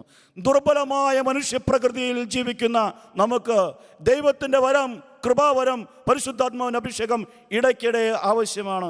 സുവിശേഷ പ്രവർത്തനങ്ങൾ മുന്നോട്ട് കൊണ്ടുപോകുന്ന എല്ലാ സുവിശേഷ പ്രവർത്തകരും, എല്ലാ പ്രേക്ഷിതരും ഈ ആത്മാവിൻ്റെ അഭിഷേകം നിലനിർത്തിക്കൊണ്ടു പോകുവാൻ, ഈ കൃപാവരത്തെ ഉജ്ജ്വലിപ്പിക്കുവാൻ, ഈ ദൈവിക വരങ്ങളെ എന്നും കാത്തുപരിപാലിക്കാൻ പരിശുദ്ധാത്മാവിനോട് നിരന്തരം സമ്പർക്കത്തിലായിരിക്കണം. ഈ പരിശുദ്ധാത്മാവാണ് പ്രേക്ഷിത പ്രവർത്തനങ്ങളെ മുന്നോട്ട് കൊണ്ടുപോകുന്നത്. അപ്പസ്തോല പ്രവർത്തനങ്ങൾ 2-ാം അധ്യായം 1 മുതൽ 4 വരെയുള്ള വചനങ്ങളിൽ അപ്പസ്തോലന്മാർ പരിശുദ്ധാത്മാവിനെ സ്വീകരിക്കുന്നതായി നമുക്ക് കാണാൻ സാധിക്കും. ഈ പരിശുദ്ധാത്മാവിനെ സ്വീകരിച്ച അപ്പസ്തോലന്മാർ സുവിശേഷം പ്രസംഗിക്കാൻ ഇറങ്ങി പുറപ്പെടുകയാണ്. നമുക്കറിയാം, പത്രോസ് അന്ന് വളരെ ശക്തമായൊരു പ്രഭാഷണം നടത്തി. ആ പ്രഭാഷണം കേട്ട ധാരാളം പേർ അന്ന് തന്നെ ക്രിസ്തുവിൽ വിശ്വസിക്കുകയും മാമോദീസ സ്വീകരിക്കുകയും ചെയ്തു. പത്രോസ് യേശുവിനെ കുരിശിൽ തറച്ചവരുടെ അടുത്തേക്ക് ചെന്ന് അവരോട് പറയുകയാണ്, നിങ്ങൾ കുരിശിൽ തറച്ചു കൊന്ന യേശുവിനെ ദൈവം മിശിഹായാക്കിയിരിക്കുന്നു, അവനാണ് രക്ഷകൻ. അപ്പസ്തോല പ്രവർത്തനങ്ങൾ 2-ാം അധ്യായം 36-ാമത്തെ വചനത്തിൽ നാം വായിക്കുന്നു, നിങ്ങൾ കുരിശിൽ തറച്ച യേശുവിനെ ദൈവം കർത്താവും ക്രിസ്തുവുമാക്കി ഉയർത്തി എന്ന് ഇസ്രായേൽ ജനം മുഴുവനും വ്യക്തമായി അറിയട്ടെ. കുരിശിൽ തറച്ചവരുടെ അടുത്തേക്ക് പോയി ധൈര്യപൂർവ്വം പത്രോസ് വിളിച്ചു പറയുകയാണ്, നിങ്ങൾ കുരിശിൽ തറച്ചു കൊന്ന യേശുവാണ് രക്ഷകൻ, അവനാണ് കർത്താവ്, അവനെ ദൈവം കർത്താവ് മിശിഹായുമാക്കി ഉയർത്തി. അപ്പസ്തോല പ്രവർത്തനങ്ങൾ 4-ാം അധ്യായം 12-ാമത്തെ വചനത്തിലെത്തുമ്പോഴേക്കും കൂടുതൽ ശക്തനായി പത്രോസ് പറയുകയാണ്, ആകാശത്തിന് കീഴെ മനുഷ്യരുടെ ഇടയിൽ നമുക്ക് രക്ഷയ്ക്ക് വേണ്ടി മറ്റൊരു നാമവും നൽകപ്പെട്ടിട്ടില്ല, മറ്റാരിലും രക്ഷയില്ല, യേശുവിൻ്റെ നാമത്തിൽ മാത്രമാണ് രക്ഷയുള്ളത്. ഇത്രയും ശക്തനായ ഒരു സുവിശേഷകനായി പത്രോസ് എങ്ങനെ രൂപാന്തരപ്പെട്ടു? നമുക്കറിയാം, ഇത് നടന്നത് പെന്തക്കോസ്താ തിരുനാൾ ദിവസമാണ്. ഉയർപ്പിന് ശേഷം 50 ദിവസം കഴിഞ്ഞിട്ടാണ് പെന്തക്കോസ്താ തിരുനാൾ. ഉയർപ്പിന് 3 ദിവസം മുൻപാണ് ഈശോ മരിച്ചത്. 53 ദിവസം മുൻപ് ആണ് ഈശോ മരിച്ചത്. ഇന്ന് നാം വായിച്ച ഈ ഭാഗം സംഭവിക്കുന്നത് പെന്തക്കോസ്താ തിരുനാൾ ദിവസമാണ്. അതിന് 53 ദിവസം മുമ്പ് ഈശോ മരിച്ചു. അന്ന് ഈ പത്രോസിൻ്റെ അവസ്ഥ എന്തായിരുന്നു? മത്തായിയുടെ സുവിശേഷം 26-ാം അധ്യായം 70-ാമത്തെ വചനം നമുക്ക് വായിക്കാം. മത്തായിയുടെ സുവിശേഷം 26-ാം അധ്യായം 70-ാമത്തെ വചനം. നീയും ആ ഗലീലിക്കാരനായ യേശുവിനോട് കൂടെ ഉണ്ടായിരുന്നല്ലോ എന്ന് പറഞ്ഞു, പരിചാരിക പറഞ്ഞു. അപ്പോൾ പത്രോസ് എന്താണ് മറുപടി പറഞ്ഞത്? നീ പറയുന്നത് എന്താണെന്ന് ഞാൻ അറിയുന്നില്ല എന്ന് അവരുടെ എല്ലാം മുമ്പാകെ അവൻ നിഷേധിച്ചു പറഞ്ഞു. 72-ാമത്തെ വചനം. ഞാൻ അവനെ അറിയുകയില്ല എന്ന് അവൻ വീണ്ടും ആണയിട്ട് നിഷേധിച്ചു. 74-ാമത്തെ വചനം. പത്രോസ് ആകട്ടെ ഞാൻ ആ മനുഷ്യനെ അറിയുകയില്ല എന്ന് പറഞ്ഞ് ശപിക്കാനും ആണയിടാനും തുടങ്ങി. ആദ്യം തള്ളിപ്പറഞ്ഞു, പിന്നെ ആണയിട്ട് പറഞ്ഞു, പിന്നെ ശപിച്ചുകൊണ്ടും ആണയിട്ടുകൊണ്ടും പറഞ്ഞു, എനിക്ക് അവനെ അറിയില്ല, ഞാൻ അവനെ അറിയില്ല, ഞാൻ അവനുമായി യാതൊരു ബന്ധവുമില്ല. 53 ദിവസം കഴിഞ്ഞപ്പോൾ ഈ പത്രോസ് അവരുടെ അടുത്ത് പോയി പറയുകയാണ്, നിങ്ങൾ കുരിശിൽ തറച്ചു കൊന്ന യേശുവിനെ ദൈവം കർത്താവും മിശിഹായുമാക്കി ഉയർത്തി, അവനിലല്ലാതെ മറ്റൊരുവനിലും രക്ഷയില്ല. ഈ പത്രോസിൻ്റെ മാറ്റം എങ്ങനെയാണ് സംഭവിച്ചത്? പത്രോസിനെ ഒരു പ്രേക്ഷിതനാക്കി മാറ്റിയത്, സുവിശേഷകനാക്കി മാറ്റിയത് എന്തായിരുന്നു? അവനിൽ നിറഞ്ഞു വന്ന ആ പരിശുദ്ധാത്മാവിൻ്റെ അഭിഷേകം. പരിശുദ്ധാത്മാവിൻ്റെ അഭിഷേകത്താലാണ് പത്രോസ് ഇത്രയും ധൈര്യശാലിയായ ഒരു സുവിശേഷകനായി മാറിയത്. അതുകൊണ്ട് സുവിശേഷ പ്രവർത്തനത്തിനായി ഒരുങ്ങുന്ന എല്ലാവരും ആത്മാവിനാൽ നിറയണം, ആത്മാവിനാൽ നയിക്കപ്പെടണം. സമയങ്ങളിൽ ആത്മാവുമായി സമ്പർക്കത്തിലായിരുന്നു കൊണ്ട് ഈ ദൈവിക വരത്തെ ഉജ്ജ്വലിപ്പിക്കണം, കൃപാവരത്തെ കാത്തു സൂക്ഷിക്കണം. ഇതാണ് സുവിശേഷകൻ്റെ 6ാമത്തെ ജോലി, അല്ലെങ്കിൽ സുവിശേഷ പ്രവർത്തനത്തിൻ്റെ 6ാമത്തെ തത്വം. 7ാമതായി, സുവിശേഷ പ്രവർത്തനത്തിൽ മാനുഷികമായ താല്പര്യങ്ങളോ മാനുഷികമായ പരിഗണനകളോ സ്വാർത്ഥ ലക്ഷ്യങ്ങളോ ഉണ്ടാകരുത്. സുവിശേഷ പ്രവർത്തനം ദൈവത്തിൻ്റെ ഇഷ്ടം നിറവേറ്റലാണെന്ന് ഇന്നലെ നാം കണ്ടു. നമ്മൾ ദുർബലരായ മനുഷ്യരായതുകൊണ്ട് ഈ സുവിശേഷ പ്രവർത്തനത്തിൽ നാം അറിയാതെ തന്നെ മാനുഷികമായ അംശങ്ങൾ കടന്നു വരാൻ സാധ്യതയുണ്ട്. മാനുഷികമായ അംശങ്ങൾ, മാനുഷികമായ നേട്ടങ്ങൾ, മാനുഷികമായ താല്പര്യങ്ങൾ സുവിശേഷ പ്രവർത്തനത്തിലേക്ക് കടന്നു വന്നാൽ സുവിശേഷ പ്രവർത്തനം പരാജയപ്പെടും. സുവിശേഷ പ്രവർത്തനത്തിൽ മാനുഷികമായ താല്പര്യങ്ങൾ കടന്നു വരരുത്. സുവിശേഷ പ്രവർത്തനം ആരംഭിച്ച ആദ്യ നാളുകളിൽ തന്നെ അത്തരം ചില സംഭവങ്ങൾ നടന്നതായി വിശുദ്ധ ഗ്രന്ഥത്തിൽ രേഖപ്പെടുത്തിയിട്ടുണ്ട്. അപ്പോസ്തല പ്രവർത്തനങ്ങൾ 8-ാം അധ്യായം. അപ്പോസ്തല പ്രവർത്തനങ്ങൾ 8-ാം അധ്യായത്തിൽ സമരിയായിൽ സുവിശേഷം വ്യാപിക്കുന്നതിനെക്കുറിച്ചാണ് വിവരിക്കപ്പെട്ടിരിക്കുന്നത്. അവിടെ മാന്ത്രിക വിദ്യ നടത്തിക്കൊണ്ടിരുന്ന ഒരു ശിമയോൻ എന്ന മനുഷ്യനുണ്ടായിരുന്നു. അവൻ ധാരാളം പേരെ ആകർഷിച്ചു കൊണ്ടിരുന്നു തൻ്റെ മാന്ത്രിക ശക്തി കൊണ്ട്. എല്ലാവരും അവനെ വലിയവനായി കരുതി. പക്ഷെ പീലിപ്പോസ് യേശുവിനെ കുറിച്ച് പ്രസംഗിച്ചപ്പോൾ അവരോടൊപ്പം അവനും വിശ്വസിച്ചു. പക്ഷേ അവൻ്റെ ഈ മാനുഷികമായ ഒരു പ്രവണത, മന്ത്രവിദ്യ ചെയ്യുവാനും ആൾക്കാരെ ആകർഷിക്കുവാനുമുള്ള അവൻ്റെ ഒരു ആഗ്രഹം, മാനുഷികമായ ആഗ്രഹം അവനെ പിന്തുടരുന്നു. ശുശ്രൂഷയിൽ അത്തരം ആഗ്രഹങ്ങളുമായി അവൻ ശിഷ്യന്മാരെ സമീപിക്കുന്നു. ഇതിനെക്കുറിച്ച് നമുക്ക് വായിക്കാം. അപ്പോസ്തല പ്രവർത്തനങ്ങൾ 8-ാം അധ്യായം 9 മുതലുള്ള വചനങ്ങൾ. മാന്ത്രിക വിദ്യ നടത്തിക്കൊണ്ടിരുന്ന ശിമയോൻ എന്നൊരുവൻ ആ നഗരത്തിൽ ഉണ്ടായിരുന്നു. അവൻ വലിപ്പം ഭാവിച്ച് സമരിയാദേശത്തെ വിസ്മയിപ്പിച്ചു. അവൻ വളരെ ആൾക്കാരെ ആകർഷിച്ചു. പിന്നീട് എന്താണ് സംഭവിച്ചത്? 12-ാമത്തെ വചനം. എന്നാൽ ദൈവരാജ്യത്തെക്കുറിച്ചും യേശുവിനെക്കുറിച്ചും യേശുക്രിസ്തുവിൻ്റെ നാമത്തെക്കുറിച്ചും പീലിപ്പോസ് പ്രസംഗിച്ചപ്പോൾ സ്ത്രീ പുരുഷ ഭേദമന്യേ എല്ലാവരും വിശ്വസിച്ച് സ്നാനം സ്വീകരിച്ചു. ശിമയോൻ പോലും വിശ്വസിച്ചു. പക്ഷേ അവൻ്റെ ഉള്ളിൽ ഒരു മാനുഷികമായ ആഗ്രഹം കടന്നുകൂടി. ജനത്തെ ആകർഷിക്കണം. മാന്ത്രിക വിദ്യ കൊണ്ട് പണ്ട് ജനത്തെ വിസ്മയിപ്പിച്ചതുപോലെ ജനത്തെ വിസ്മയിപ്പിക്കണം. ജനത്തെ തന്നിലേക്ക് ആകർഷിച്ചു നിർത്തണം. സ്വന്തം പേരിന് വേണ്ടിയുള്ള ആഗ്രഹം, അല്ലെങ്കിൽ പ്രശസ്തി നേടുവാനുള്ള ആഗ്രഹം, അല്ലെങ്കിൽ ജനത്തിന് മുമ്പിൽ ആകർഷിക്കപ്പെടുവാനുള്ള ആഗ്രഹം, ശ്രദ്ധാകേന്ദ്രമാകാനുള്ള ആഗ്രഹം. ഈ ആഗ്രഹത്തോടെ അവൻ അപ്പോസ്തലന്മാരെ സമീപിച്ചു. അപ്പോസ്തല പ്രവർത്തനങ്ങൾ 8-ാം അധ്യായം 16-ാമത്തെ വചനം, 17-ാമത്തെ വചനം നമുക്ക് വായിക്കാം. പിന്നീട് അവരുടെ മേൽ അവർ കൈകൾ വെച്ചു. അപ്പോസ്തലന്മാർ അവിടുത്തെ ജനത്തിൻ്റെ മേൽ കൈകൾ വെച്ചു. അവർ പരിശുദ്ധാത്മാവിനെ സ്വീകരിക്കുകയും ചെയ്തു. അപ്പോസ്തലന്മാരുടെ കൈവെപ്പ് വഴി പരിശുദ്ധാത്മാവ് നൽകപ്പെട്ടത് കണ്ടപ്പോൾ ശിമയോൻ അവർക്ക് പണം നൽകിക്കൊണ്ട് പറഞ്ഞു, ഞാൻ ആരുടെ മേൽ കൈകൾ വെച്ചാലും അവർക്ക് പരിശുദ്ധാത്മാവിന് ലഭിക്കത്തക്ക വിധം ഈ ശക്തി എനിക്കും തരിക. എന്തിനാണ് ഈ ശിമയോൻ ഈ ശക്തി ആഗ്രഹിച്ചത്? സുവിശേഷം പ്രവർത്തിക്കാൻ വേണ്ടിയാണോ, അല്ലെങ്കിൽ സുവിശേഷം വ്യാപിപ്പിക്കാൻ വേണ്ടിയാണോ? തീർച്ചയായും അല്ല. ശിമയോൻ ഈ ശക്തി ആഗ്രഹിച്ചത് ജനത്തെ ആകർഷിക്കാനാണ്.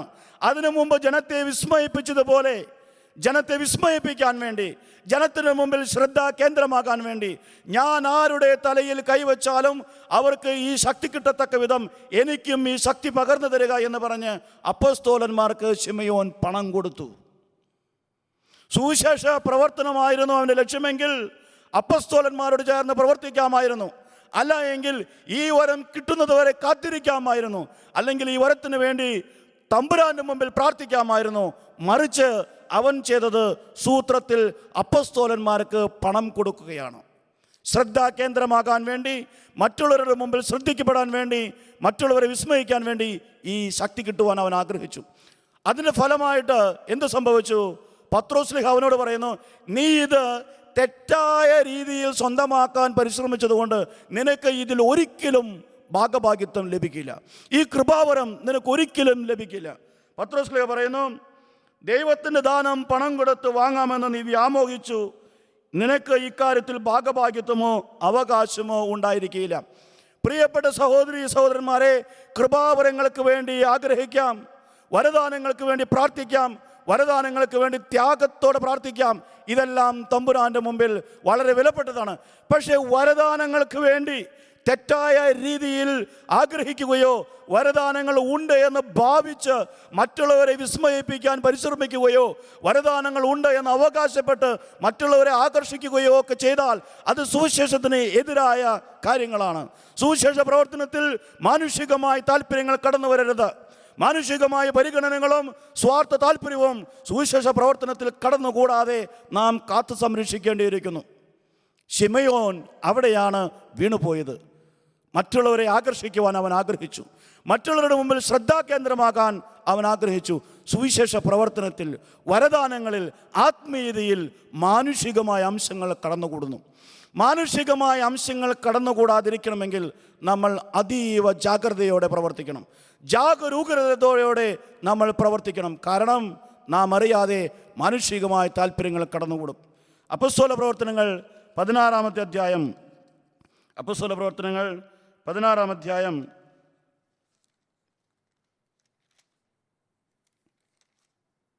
19-ാമത്തെ അധ്യായം, ക്ഷമിക്കണം, അപ്പോസ്തല പ്രവർത്തനങ്ങൾ 19-ാമത്തെ അധ്യായം 11 മുതലുള്ള വചനങ്ങൾ. പൗലോസിൻ്റെ കരങ്ങൾ വഴി ദൈവം അസാധാരണമായ അത്ഭുതങ്ങൾ പ്രവർത്തിച്ചു കൊണ്ടിരുന്നു. അവൻ്റെ ശരീരസ്പർശമേറ്റ തുവാലകളും അംഗവസ്ത്രങ്ങളും അവർ രോഗികളുടെ മേൽ കൊണ്ടുവന്നു.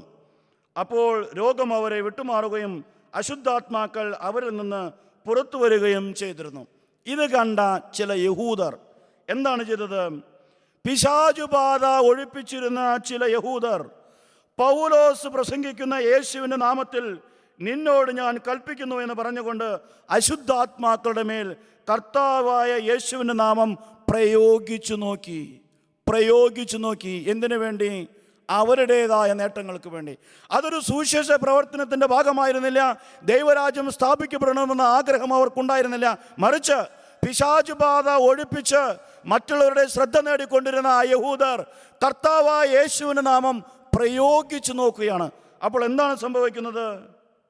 എന്നാൽ അശുദ്ധാത്മാവ് അവരോട് ഇപ്രകാരം മറുപടി പറഞ്ഞു: യേശുവിനെ എനിക്കറിയാം, പൗലോസിനെയും അറിയാം, എന്നാൽ നിങ്ങൾ ആരാണ്? അശുദ്ധാത്മാവ് ആവസിച്ചിരുന്ന മനുഷ്യൻ അവരുടെ മേൽ ചാടി വീണ് അവരെ ആക്രമിച്ച് കീഴ്പ്പെടുത്തി. അപ്പോൾ മാനുഷികമായി ദൈവിക കാര്യങ്ങളെ കൈകാര്യം ചെയ്യുക, മാനുഷികമായ താല്പര്യങ്ങളോടെ മാനുഷികമായ നേട്ടങ്ങൾക്ക് വേണ്ടി ദൈവികമായ കാര്യങ്ങൾ ഉപയോഗിക്കുക, അത് അപകടകരമാണ്, അത് തെറ്റാണ്. സുവിശേഷ പ്രവർത്തനത്തിൽ ദൈവത്തിൻ്റെ ഇഷ്ടമായിരിക്കണം നമ്മുടെ ലക്ഷ്യം. സുവിശേഷ പ്രവർത്തനത്തിൽ ദൈവരാജ്യ സ്ഥാപനമായിരിക്കണം ലക്ഷ്യം. നമ്മുടെ ഓരോരുത്തരുടെയും രാജ്യങ്ങൾ സ്ഥാപിക്കാനല്ല, ദൈവത്തിൻ്റെ രാജ്യം സ്ഥാപിക്കാനാണ് നാം പരിശ്രമിക്കേണ്ടത്. നമ്മുടെ ഓരോരുത്തരുടെയും കീർത്തിക്ക് വേണ്ടിയല്ല, ദൈവനാമത്തിൻ്റെ കീർത്തിക്ക് വേണ്ടി, ദൈവനാമത്തിൻ്റെ മഹിമയ്ക്ക് വേണ്ടിയാണ് നാം അധ്വാനിക്കേണ്ടത്. അതുകൊണ്ട് സുവിശേഷ പ്രവർത്തനത്തെ സംബന്ധിച്ചുള്ള 7-ാമത്തെ തത്വം, മാനുഷികമായ താല്പര്യങ്ങൾ, മാനുഷികമായ പരിഗണനകൾ സുവിശേഷ പ്രവർത്തനത്തിൽ കടന്നുകൂടാതിരിക്കുവാൻ ജാഗരൂകതയോടെ നാം പ്രവർത്തിക്കണം. 8-ാമതായി, സുവിശേഷ പ്രവർത്തനത്തിൻ്റെ ആത്യന്തികമായ ലക്ഷ്യം ക്രിസ്തുവിനെ കൊടുക്കലാണ്. ക്രിസ്തുവിനെ കൊടുക്കണം. പലതരത്തിലുള്ള സുവിശേഷ പ്രവർത്തനങ്ങളും നമ്മുടെ പ്രേക്ഷിത മേഖലകളിൽ നടക്കാറുണ്ട്, നമ്മുടെ ഇടയിൽ നടക്കാറുണ്ട്. ആതുര ശുശ്രൂഷ ചെയ്യുന്നവരുണ്ട്, സാമൂഹ്യ സേവനം ചെയ്യുന്നവരുണ്ട്, വിദ്യാരംഗത്ത് ശുശ്രൂഷ ചെയ്യുന്നവരുണ്ട്, ജനങ്ങളെ വിമോചിപ്പിക്കാൻ വേണ്ടി അധ്വാനിക്കുന്നവരുണ്ട്. ഇതെല്ലാം നല്ലത് തന്നെ, ഇതെല്ലാം ചെയ്യേണ്ടത് തന്നെ. പക്ഷെ സുവിശേഷ പ്രവർത്തനത്തിൻ്റെ ആത്യന്തികമായ ലക്ഷ്യം മാനുഷികമായ, ശാരീരികമായ, ലൗകികമായ വിമോചനമല്ല, മറിച്ച് ഒരു മനുഷ്യൻ്റെ സമഗ്രമായ വിമോചനം, ഒരു മനുഷ്യൻ്റെ സമഗ്രമായ രക്ഷ. യേശു ഈ ലോകത്തിലേക്ക് വന്നപ്പോൾ വിശക്കുന്നവർക്ക് ഭക്ഷണം കൊടുത്തിട്ടുണ്ട്. 2 പ്രാവശ്യം യേശു അപ്പം വർദ്ധിപ്പിച്ചിട്ടുണ്ട്. യേശു രോഗികളെ സുഖപ്പെടുത്തിയിട്ടുണ്ട്. യേശു കുഷ്ഠരോഗികളെ സൗഖ്യപ്പെടുത്തിയിട്ടുണ്ട്. കുരുടന്മാർക്ക് കാഴ്ച കൊടുത്തിട്ടുണ്ട്. മുടന്തന്മാർക്ക് ശക്തി കൊടുത്തിട്ടുണ്ട്. ഇങ്ങനെ ധാരാളം അത്ഭുതങ്ങൾ യേശു ചെയ്തിട്ടുണ്ട്. പക്ഷേ യേശു വന്നത് അപ്പം വർദ്ധിപ്പിക്കാനാണെന്ന് നമുക്ക് പറയാൻ സാധിക്കുമോ? യേശു വന്നത് സൗഖ്യം നൽകാനാണെന്ന് നമുക്ക് പറയാൻ സാധിക്കുമോ? അതെല്ലാം ശരിയാണെങ്കിലും ആത്യന്തികമായി യേശു വന്നത് ഈ ലോകത്തെ രക്ഷിക്കുവാനാണ്. യേശു ഈ ലോകത്തിന് കൊടുത്ത ഏറ്റവും വലിയ ദാനം വസ്ത്രമോ ഭക്ഷണമോ സൗഖ്യമോ അല്ല, രക്ഷയാണ്. രക്ഷ, ഈ ലോകത്തിൻ്റെ രക്ഷയ്ക്ക് വേണ്ടിയാണ് അവൻ ഈ ലോകത്തിലേക്ക് വന്നത്. യോഹന്നാന്റെ സുവിശേഷം 1-ാം അധ്യായം 12-ാമത്തെ വചനത്തിൽ നാം വായിക്കുന്നു: തന്നെ സ്വീകരിച്ചവർക്കെല്ലാം, തന്നിൽ വിശ്വസിച്ചവർക്കെല്ലാം ദൈവമക്കളാകുവാനുള്ള കഴിവ് അവൻ നൽകി. ഇതാണ് യേശു കൊടുത്ത ഏറ്റവും വലിയ ദാനം. ദൈവമക്കളാകുവാനുള്ള കഴിവ് കൊടുത്തു, ജനത്തെ ദൈവമക്കളാക്കി മാറ്റി. അതിനിടയിൽ യേശു അപ്പം വർദ്ധിപ്പിച്ചിട്ടുണ്ട്, സൗഖ്യം നൽകിയിട്ടുണ്ട്, ജനത്തെ ആശ്വസിപ്പിച്ചിട്ടുണ്ട്. പക്ഷേ ആത്യന്തികമായ ലക്ഷ്യം ദൈവമക്കളാക്കി മാറ്റുക എന്നതായിരുന്നു. യേശു ആണ് നമ്മെ അയച്ചതെങ്കിൽ, യേശുവിൻ്റെ പ്രേക്ഷിത പ്രവർത്തനമാണ് ഈ ഭൂമിയിൽ നാം തുടരുന്നതെങ്കിൽ, നമുക്കും ഉണ്ടാകേണ്ടത് ഈ ലക്ഷ്യം തന്നെയാണ്. മനുഷ്യരെ ശാരീരികമായി സഹായിച്ച്, സാമൂഹികമായി സഹായിച്ച് അതുകൊണ്ട് തൃപ്തിയടഞ്ഞാൽ അത് പ്രേക്ഷിത പ്രവർത്തനമല്ല. നിരീശ്വരവാദികൾക്ക് പോലും ചെയ്യാനാകുന്ന പ്രവർത്തനങ്ങളാണ് പലപ്പോഴും പ്രേക്ഷിത പ്രവർത്തനങ്ങൾ എന്ന പേരിൽ നാം ചെയ്തുകൊണ്ടിരിക്കുന്നത്. മനുഷ്യരെ സഹായിക്കുക, ശാരീരികമായി അവർക്ക് സഹായം നൽകുക, അവർക്ക് വേണ്ടി എന്തെങ്കിലും ചെറിയ ചെറിയ കാര്യങ്ങൾ ചെയ്യുക. ഇത് പ്രേക്ഷിത പ്രവർത്തനത്തിൻ്റെ ആകത്തുകയല്ല. പ്രേക്ഷിത പ്രവർത്തനത്തിൻ്റെ ഒരു ഭാഗമായി ഇതിനെ കണക്കാക്കാൻ സാധിച്ചേക്കാം. പക്ഷേ അതാണ് പ്രേക്ഷിത പ്രവർത്തനമെന്ന് നാം കരുതരുത്. ഇങ്ങനെയുള്ള ചെറിയ കാര്യങ്ങൾക്ക് വേണ്ടിയല്ല നാം പ്രേക്ഷിത പ്രവർത്തനം ചെയ്യേണ്ടത്. നാം പ്രേക്ഷിത പ്രവർത്തനം ചെയ്യേണ്ടത് മനുഷ്യൻ്റെ സമഗ്രമായ വിമോചനത്തിന് വേണ്ടിയാണ്, സമഗ്രമായ രക്ഷയ്ക്ക് വേണ്ടി, ദൈവ മക്കളുടെ സ്ഥാനത്തേക്ക് അവരെ ഉയർത്താൻ വേണ്ടി. യേശു ലാസറിനെ ഉയർപ്പിച്ചു. പക്ഷെ ലാസർ എവിടെയാ? ലാസർ മരിച്ചു. യേശു നായിനിലെ വിധവയുടെ മകനെ ഉയർപ്പിച്ചു. അവൻ എവിടെയാ? അവൻ മരിച്ചു. കുഷ്ഠരോഗികളെ യേശു സുഖപ്പെടുത്തി. അവരെവിടെയാ? വേറൊരു രോഗം വന്ന് അവർ മരിച്ചു. അന്ധർക്ക് കാഴ്ച കൊടുത്തു. അവരെവിടെയാണ്? മറ്റൊരു രോഗം വന്ന് അവർ മരിച്ചു. രക്തസ്രാവക്കാരി സ്ത്രീയെ യേശു സുഖപ്പെടുത്തി. അവളെവിടെയാണ്? വേറൊരു രോഗം വന്ന് അവളും മരിച്ചു. അപ്പോൾ യേശു സുഖപ്പെടുത്തിയവരും യേശു ഉയർപ്പിച്ചവരും പിന്നീട് മരിച്ചു. അപ്പോൾ യേശു അവർക്ക് കൊടുത്തത് ആ സൗഖ്യമായിരുന്നു, അല്ലെങ്കിൽ യേശു അവർക്ക് കൊടുത്തത് ആ ഭക്ഷണമായിരുന്നു എന്ന് നാം പറഞ്ഞാൽ നമുക്ക് തെറ്റുപറ്റും. ആ ഭക്ഷണം കൊടുത്തതും ആ സൗഖ്യം കൊടുത്തതും ആ കാഴ്ച കൊടുത്തതുമെല്ലാം യേശു അവർക്ക് കൊടുത്ത വലിയ ദാനത്തിൻ്റെ ഒരു ചെറിയ അടയാളം മാത്രമായിരുന്നു. എന്തായിരുന്നു ആ വലിയ ദാനം? രക്ഷ, ദൈവമക്കളാകുവാനുള്ള കഴിവ്. യേശു കൊടുത്തത് ഭക്ഷണമായിരുന്നില്ല, യേശു കൊടുത്തത് കാഴ്ചയായിരുന്നില്ല, യേശു കൊടുത്തത് സൗഖ്യമായിരുന്നില്ല. മറിച്ച് യേശു കൊടുത്തത് ദൈവമക്കളാകുവാനുള്ള കഴിവാണ്, ദൈവപുത്രസ്ഥാനം. അതിൻ്റെ ചെറിയ ഒരു അടയാളമായിട്ടാണ് ഇതെല്ലാം കൊടുത്തത്. അതെല്ലാം പോവുകയും ചെയ്തു. അതെല്ലാം വീണ്ടും അവർക്ക് നഷ്ടപ്പെട്ടു. അവർ വീണ്ടും മരിച്ചു. വീണ്ടും വേറെ രോഗം വന്ന് അവർ മരിച്ചു. പക്ഷെ നിലനിൽക്കുന്നത് അവർക്ക് കൊടുത്തു രക്ഷ, ദൈവമക്കളാകുവാനുള്ള കഴിവ്. അതുകൊണ്ട് ദൈവമക്കളുടെ സ്ഥാനത്തേക്ക് മറ്റുള്ളവരെ ഉയർത്തുക എന്നതായിരിക്കണം നമ്മുടെ സുവിശേഷ പ്രവർത്തനത്തിൻ്റെ ലക്ഷ്യം. വസ്ത്രം കൊടുക്കലോ ആഹാരം കൊടുക്കലോ ജന്തുക്കളെ കൊടുക്കലോ അല്ല പ്രേക്ഷിത പ്രവർത്തനം. പ്രേക്ഷിത പ്രവർത്തനത്തിൽ ഇതെല്ലാം മറ്റുള്ളവരെ സഹായിക്കാൻ വേണ്ടി നമുക്ക് നൽകാം. പക്ഷേ ആത്യന്തികമായ ലക്ഷ്യം അതല്ല. ജനത്തെ ദൈവമക്കളുടെ സ്ഥാനത്തേക്ക് ഉയർത്തുക. സമഗ്രമായ വിമോചനം, ശാരീരികമായ വിമോചനം കുറച്ച് നാളത്തേക്ക് മാത്രമേ നിലനിൽക്കുകയുള്ളൂ. നാം മറ്റുള്ളവർക്ക് കൊടുക്കുന്ന വസ്ത്രമോ പാർപ്പിടമോ നാം മറ്റുള്ളവർക്ക് കൊടുക്കുന്ന ഭക്ഷണമോ കുറച്ച് ദിവസത്തേക്ക് മാത്രം, ഈ ലോക ജീവിതത്തിന് വേണ്ടി മാത്രമേ അവർക്ക് ഉപകരിക്കുള്ളൂ. ഈ ലോക ജീവിതത്തിന് വേണ്ടി മാത്രം അവരെ സഹായിക്കാനാണോ നമ്മൾ സുവിശേഷ പ്രവർത്തനം നടത്തുന്നത്? യഥാർത്ഥ സുവിശേഷ പ്രവർത്തനത്തിൻ്റെ ലക്ഷ്യം ഈ ലോക ജീവിതത്തിന് ആവശ്യമായ വസ്തുക്കൾ കൊടുക്കുക എന്നതല്ല. ഈ ലോക ജീവിതത്തിൻ്റെ അവസാനം വരാനിരിക്കുന്ന ലോകത്തിൽ അവർക്ക് ജീവൻ കൊടുക്കുവാനാണ് നാം സുവിശേഷ പ്രവർത്തനം നടത്തേണ്ടത്. പാവപ്പെട്ടവരോട് നാം കരുണ കാണിക്കണം, പാവപ്പെട്ടവരെ നാം സഹായിക്കണം.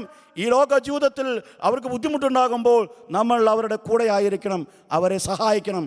പക്ഷേ ഈ ലോക ജീവിതം മാത്രമാണ് സത്യമെന്ന് നാം വിചാരിച്ചാൽ നമുക്ക് തെറ്റുപറ്റും. ഈ ലോക ജീവിതത്തിന് ശേഷം മറ്റൊരു ജീവിതം നമുക്കുണ്ട്, നിത്യജീവൻ. അതുകൊണ്ടാണ് ഞാൻ പറഞ്ഞത് സുവിശേഷ പ്രവർത്തനത്തിൻ്റെ ലക്ഷ്യം സമഗ്രമായ മോചനമാണ്. ഈ ലോകത്തിൽ കുറച്ചുനാൾ സന്തോഷമായി ജീവിക്കുക എന്നത് മാത്രമാണ് മനുഷ്യൻ്റെ ലക്ഷ്യമെന്ന് കരുതിയാൽ നമുക്ക് തെറ്റുപറ്റും. വരാനിരിക്കുന്ന ലോകത്തിലും അവർ ജീവിക്കണം. ഈ ലോകത്തിലെ കഷ്ടപ്പാടുകൾ മനസ്സിലാക്കണം. ഈ ലോകത്തിലെ കഷ്ടപ്പാടിൻ്റെ നാളുകളിൽ അവരോട് ചേർന്ന് നിൽക്കണം, അവർക്ക് സഹായം നൽകണം. ഈ ലോകത്തിൽ ജീവിക്കാൻ മാത്രമല്ല, വരാനിരിക്കുന്ന ലോകത്തിലും ജീവിക്കുവാൻ അവരെ നമ്മൾ പര്യാപ്തരാക്കണം. കേവലം നശിച്ചു പോകുന്ന വസ്തുക്കൾ മാത്രമാണ് നാം കൊടുക്കുന്നതെങ്കിൽ, ഭക്ഷണവും വസ്ത്രവും പാർപ്പിടവും മാത്രമാണ് നാം കൊടുക്കുന്നതെങ്കിൽ, ഈ ഭൂമിയിൽ ജീവിക്കാൻ മാത്രമേ അവ അവരെ സഹായിക്കുകയുള്ളൂ. നശിച്ചു പോകുന്ന വസ്തുക്കളാണവ. എന്നാൽ നാം രക്ഷയുടെ സന്ദേശമാണ് കൊടുക്കുന്നതെങ്കിൽ, ക്രിസ്തുവിനെയാണ് കൊടുക്കുന്നതെങ്കിൽ, ക്രിസ്തുവിൻ്റെ വചനമാണ് കൊടുക്കുന്നതെങ്കിൽ, ഈ ഭൂമിയിൽ ജീവിക്കാൻ മാത്രമല്ല വരാനിരിക്കുന്ന ലോകത്ത് ജീവിക്കുവാനും അത് അവരെ സഹായിക്കും. അതുകൊണ്ട് ക്രിസ്തുവിനെ കൊടുക്കുകയാണ് സുവിശേഷ പ്രവർത്തനം. ക്രിസ്തുവിനെ കൊടുക്കുക. ക്രിസ്തുവിനെ പോലെ നമ്മളെല്ലാവരെയും പോലെ അവരും ക്രിസ്തുവിനെ അറിയണം, ക്രിസ്തുവിൻ്റെ മക്കളായി മാറണം. ഇതായിരിക്കണം നമ്മുടെ സുവിശേഷ പ്രവർത്തനത്തിൻ്റെ ലക്ഷ്യം. പൗലോസ്ലീഹായെ അദ്ദേഹത്തിൻ്റെ ജീവിതത്തിൻ്റെ അവസാന കാലഘട്ടങ്ങളിൽ ചങ്ങലയിൽ ബന്ധിച്ചാണ് അവർ കൊണ്ടു നടന്നിരുന്നത്. ഇങ്ങനെ ചങ്ങലയിൽ ബന്ധിച്ച് പലപ്പോഴും പൗലോസ്ലീഹായെ വിചാരണയ്ക്ക് കൊണ്ടുവന്നിരുന്നു. ഒരിക്കൽ ജീവിതത്തിൻ്റെ അവസാന കാലഘട്ടത്ത് പൗലോസിനെ അഗ്രിപ്പ രാജാവിൻ്റെ മുമ്പിൽ ഹാജരാക്കി. അഗ്രിപ്പ രാജാവ് പൗലോസിനെ ചോദ്യം ചെയ്തുകൊണ്ടിരിക്കുകയാണ്. പൗലോസ് പ്രവാചകന്മാരെക്കുറിച്ചും വിശ്വാസത്തെക്കുറിച്ചും തൻ്റെ അനുഭവത്തെക്കുറിച്ചും വളരെ ശക്തമായി സംസാരിക്കുകയാണ്. അവസാനം സഹി കേട്ടിട്ട് അഗ്രിപ്പ പൗലോസിനോട് ചോദിക്കുകയാണ്, എന്താണ് നിൻ്റെ ഉദ്ദേശം? എന്നെ എളുപ്പത്തിൽ ക്രിസ്ത്യാനിയാക്കാമെന്നാണോ? പൗലോസ് വളരെ ശാന്തനായി മറുപടി പറഞ്ഞു, എളുപ്പത്തിലോ അല്ലാതെയോ, നീ മാത്രമല്ല ഇവിടെ ഇരിക്കുന്ന എല്ലാവരും എൻ്റെ കയ്യിലുള്ള ഈ ചങ്ങലയുടെ കാര്യത്തിൽ ഒഴികെ എന്നെ പോലെ ആകണമെന്നാണ് ഞാൻ ദൈവത്തോട് പ്രാർത്ഥിക്കുന്നത്. നീ മാത്രമല്ല ഇവിടെ ഇരിക്കുന്ന എല്ലാവരും എന്നെപ്പോലെയാകണമെന്നതാണ് എൻ്റെ ആഗ്രഹം. ഞാൻ സുവിശേഷം പ്രസംഗിക്കുന്നത് മറ്റുള്ളവർ ഞാൻ കണ്ടെത്തിയ രക്ഷ കണ്ടെത്താൻ വേണ്ടിയാണ്. ഞാൻ സുവിശേഷം പ്രസംഗിക്കുന്നത് അവരുടെ വിശപ്പടക്കാൻ വേണ്ടിയോ അവരുടെ നഗ്നത മറയ്ക്കാൻ വേണ്ടിയോ അവർക്ക് പാർപ്പിടമുണ്ടാക്കി കൊടുക്കാൻ വേണ്ടിയോ അല്ല. ഒരു ക്രിസ്ത്യാനി എന്ന നിലയ്ക്ക് ഞാനിതെല്ലാം ചെയ്യേണ്ടതാണ്. എങ്കിലും ആത്യന്തികമായി ഞാൻ സുവിശേഷം പ്രസംഗിക്കുന്നത് അവരെന്നെ പോലെ രക്ഷ കണ്ടെത്താൻ വേണ്ടിയാണ്. അവരെന്നെ പോലെ യേശുവിനെ അറിയാൻ വേണ്ടിയാണ്. അവരെന്നെ പോലെ നിത്യജീവൻ സ്വന്തമാക്കാൻ വേണ്ടിയാണ്. ഈ ബോധ്യത്തിൽ നിന്നാണ് ചങ്ങലയിൽ ആയിരുന്ന പൗലോസ്ലീഹ തീഷ്ണതയോടെ അഗ്രിപ്പ രാജാവിനോട് സംസാരിച്ചത്. അവൻ്റെ കയ്യിൽ ചങ്ങലയായിരുന്നു. അവൻ പറയുകയാണ്, ഈ ചങ്ങല ഒഴിച്ച് നീയും ഇവിടെ ഇരിക്കുന്ന എല്ലാവരും എന്നെപ്പോലെ ആകണമെന്നാണ് ഞാൻ പ്രാർത്ഥിക്കുന്നത്. അപ്പോസ്തല പ്രവർത്തനങ്ങൾ 26-ാം അധ്യായം 27 മുതൽ 29 വരെയുള്ള വചനങ്ങൾ നമുക്ക് വായിക്കാം.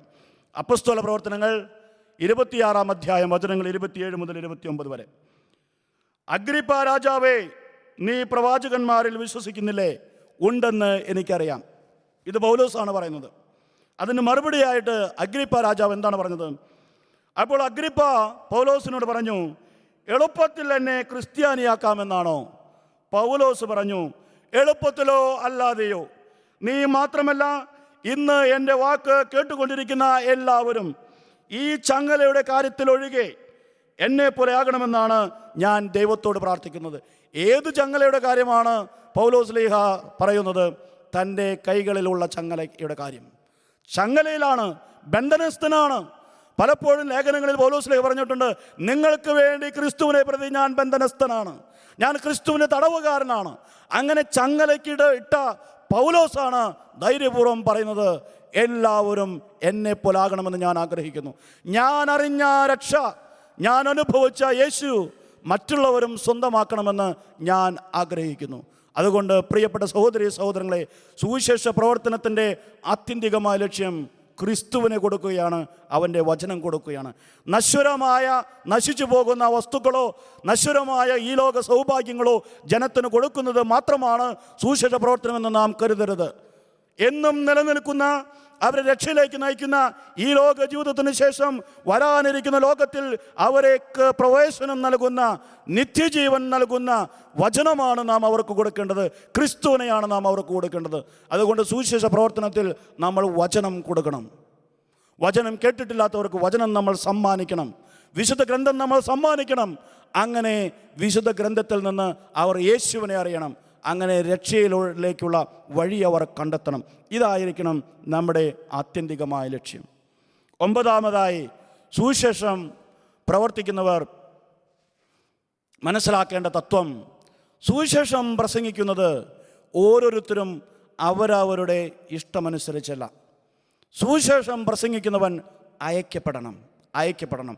മിഷണറി എന്ന വാക്കിൻ്റെ അർത്ഥം തന്നെ അയക്കപ്പെട്ടവൻ എന്നാണ്. ആരാണ് മിഷണറി? മിഷണറി അയക്കപ്പെട്ടവനാണ്. യേശു ഈ ലോകത്തിലേക്ക് സ്വന്തം ഇഷ്ടമനുസരിച്ച്, സ്വന്തം തീരുമാനമനുസരിച്ച് വന്നവനല്ല. യേശു അയക്കപ്പെട്ടവനായിരുന്നു. ഈ ലോകത്തെ ദൈവം അത്രയധികം സ്നേഹിച്ചതുകൊണ്ട് തൻ്റെ ഏകജാതനെ ഈ ലോകത്തിലേക്ക് അയച്ചു. യേശുവിനെ പിതാവ് ഈ ലോകത്തിലേക്ക് അയച്ചു. അയക്കപ്പെട്ടവനായിരുന്നു യേശു. യേശുവിൻ്റെ തീരുമാനമനുസരിച്ചല്ല, ദൈവത്തിൻ്റെ തീരുമാനമനുസരിച്ചാണ് യേശു ഈ ലോകത്തിലേക്ക് വന്നത്. ഓരോ പ്രേക്ഷിതനും, ഓരോ സുവിശേഷ പ്രവർത്തകനും അയക്കപ്പെടേണ്ടവനാണ്. അയക്കപ്പെട്ടവരാണ് സുവിശേഷ പ്രവർത്തകർ. സ്വന്തം തീരുമാനമനുസരിച്ച് ഇറങ്ങിപ്പുറപ്പെടുന്നവർ, സ്വന്തം പദ്ധതികളും സ്വന്തം കണക്കുകൂട്ടലുകളുമായി ഇറങ്ങിപ്പുറപ്പെടുന്നവർ സുവിശേഷ പ്രവർത്തകരല്ല, കർത്താവിനാൽ അയക്കപ്പെട്ടവരല്ല. കർത്താവിനാൽ അയക്കപ്പെട്ടവർ ദൈവത്തിൻ്റെ കൈവപ്പോടുകൂടെ സുവിശേഷം പ്രസംഗിക്കാൻ ഇറങ്ങിപ്പുറപ്പെടേണ്ടവരാണ്. ദൈവത്തിൻ്റെ പിന്താങ്ങ്, ദൈവത്തിൻ്റെ കൈവപ്പ്, ദൈവത്തിൻ്റെ അഭിഷേകം, ദൈവത്തിൻ്റെ അധികാരം ഉള്ളവരാണ് അയക്കപ്പെട്ടവർ. അങ്ങനെ ഐക്യപ്പെടുന്നവരാണ് സുവിശേഷ പ്രവർത്തകരാകുന്നത്. യേശു തൻ്റെ ശിഷ്യന്മാരോട് സംസാരിക്കുമ്പോൾ ഒത്തിരി പ്രാവശ്യം പറഞ്ഞിട്ടുള്ളൊരു കാര്യമാണ്, ഞാൻ എൻ്റെ ഇഷ്ടത്തിനനുസരിച്ച് വന്നവനല്ല, ഞാൻ അയക്കപ്പെട്ടവനാണ്. എന്നെ പിതാവ് അയച്ചതാണ്. പിതാവ് എന്നെ അയച്ചു എന്ന് നിങ്ങൾ അറിയണം. പിതാവിനോട് പ്രാർത്ഥിക്കുമ്പോഴും യേശു പല പ്രാവശ്യവും പറയുന്നുണ്ട്, എന്നെ അങ്ങ് അയച്ചുവെന്ന് ഇവർ അറിയട്ടെ, അങ്ങാണ് എന്നെ അയച്ചതെന്ന് ഇവർ മനസ്സിലാക്കട്ടെ. ഈശോ ഈ ലോകത്തിലേക്ക് വന്നു എന്നതിനേക്കാൾ ഉപരിയായി ഈശോ ശിഷ്യന്മാർ മനസ്സിലാക്കാൻ ആഗ്രഹിച്ച കാര്യം അവൻ അയക്കപ്പെട്ടവനാണ് എന്നതാണ്. അയക്കപ്പെട്ടവനായിരുന്നു ഈശോ. മിഷണറി അയക്കപ്പെടുന്നവനാണ്. അയക്കപ്പെട്ടവർ മാത്രമേ മിഷണറിമാരാകുന്നുള്ളൂ. വിശുദ്ധ യോഹന്നാന്റെ സുവിശേഷം 17-ാം അധ്യായത്തിൽ യേശു ഇക്കാര്യം പല പ്രാവശ്യം പറയുന്നുണ്ട്. യോഹന്നാന്റെ സുവിശേഷം 17-ാം അധ്യായം 3-ാമത്തെ വചനം, ഏക സത്യദൈവമായ അവിടുത്തെയും അങ്ങ് അയച്ച യേശുക്രിസ്തുവിനെയും അറിയുക എന്നതാണ് നിത്യജീവൻ. അങ്ങ് അയച്ച യേശുക്രിസ്തു. അപ്പോൾ യേശുക്രിസ്തു സ്വന്തം തീരുമാനമനുസരിച്ച് ഈ ലോകത്തിലേക്ക് വന്നവനല്ല, പിതാവിനാൽ അയക്കപ്പെട്ടവനാണ്. പിതാവിൻ്റെ തീരുമാനമനുസരിച്ച് ഈ ലോകത്തിലേക്ക് വന്നവനാണ്. യോഹന്നാന്റെ സുവിശേഷം 17-ാം അധ്യായം 8-ാമത്തെ വചനം, എന്തെന്നാൽ അങ്ങ് എനിക്ക് നൽകിയ വചനം ഞാൻ അവർക്ക് നൽകി, അവർ അത് സ്വീകരിക്കുകയും ഞാൻ അങ്ങയുടെ അടുക്കൽ നിന്ന് വന്നുവെന്ന് സത്യമായി അറിയുകയും അങ്ങ് എന്നെ അയച്ചുവെന്ന് വിശ്വസിക്കുകയും ചെയ്തു. അങ്ങ് എന്നെ അയച്ചുവെന്ന് അവർ വിശ്വസിച്ചു. ഞാൻ അവർക്ക് അങ്ങ് നൽകിയ വചനം കൊടുത്തു. എന്നെ അവർ മനസ്സിലാക്കി. ഞാൻ അങ്ങിൽ നിന്നാണ് വന്നതെന്നും അങ്ങാണ് എന്നെ അയച്ചതെന്നും ഇവർ മനസ്സിലാക്കിയിരിക്കുന്നു. അപ്പോൾ യേശു അയക്കപ്പെട്ടവനായിരുന്നു. പിതാവിൻ്റെ ഇഷ്ടപ്രകാരമാണ്, പിതാവിൻ്റെ തീരുമാനപ്രകാരമാണ് യേശു വന്നത്.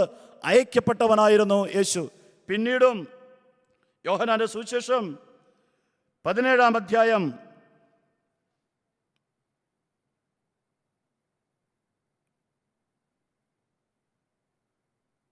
23-ാമത്തെ വചനം നമുക്ക് വായിക്കാം. യോഹന്നാന്റെ സുവിശേഷം 17-ാം അധ്യായം 23-ാമത്തെ വചനം, അങ്ങനെ അങ്ങനെ അയച്ചുവെന്നും അങ്ങനെ സ്നേഹിച്ചതുപോലെ അവരെയും സ്നേഹിച്ചുവെന്നും ലോകം അറിയട്ടെ. 25-ാമത്തെ വചനം, പിതാവേ, ലോകം അങ്ങയെ അറിഞ്ഞിട്ടില്ല, എന്നാൽ ഞാൻ അങ്ങയെ അറിഞ്ഞിരിക്കുന്നു, എന്നെ അവിടുന്നാണ് അയച്ചതെന്ന് ഇവരും അറിഞ്ഞിരിക്കുന്നു. അപ്പോൾ ഈ ഒരൊറ്റ അധ്യായത്തിൽ തന്നെ 4 പ്രാവശ്യം ഈശോ ഇതിനെക്കുറിച്ച് സംസാരിക്കുന്നുണ്ട്. അങ്ങാണ് എന്നെ അയച്ചത്, അങ്ങനെ അയച്ചുവെന്ന് ഇവർ അറിയണം. ശിഷ്യന്മാരോടും പല പ്രാവശ്യം ഈശോ ഇത് പറഞ്ഞിട്ടുണ്ട്. എൻ്റെ പിതാവിനാൽ അയക്കപ്പെട്ടവനാണ് ഞാൻ, എൻ്റെ പിതാവാണ് എന്നെ അയച്ചത്, ഇക്കാര്യം നിങ്ങൾ അറിയണം. ഇങ്ങനെ പിതാവിനാൽ അയക്കപ്പെട്ടാണ് യേശു വന്നത്. ഇനി യേശു എന്താണ് ശിഷ്യന്മാരോട് ചെയ്തത്? യോഹന്നാന്റെ സുവിശേഷം 20-ാം അധ്യായം 21-ാമത്തെ വചനം. യോഹന്നാന്റെ സുവിശേഷം 20-ാം അധ്യായം 21-ാമത്തെ വചനം, യേശു വീണ്ടും അവരോട് പറഞ്ഞു, നിങ്ങൾക്ക് സമാധാനം.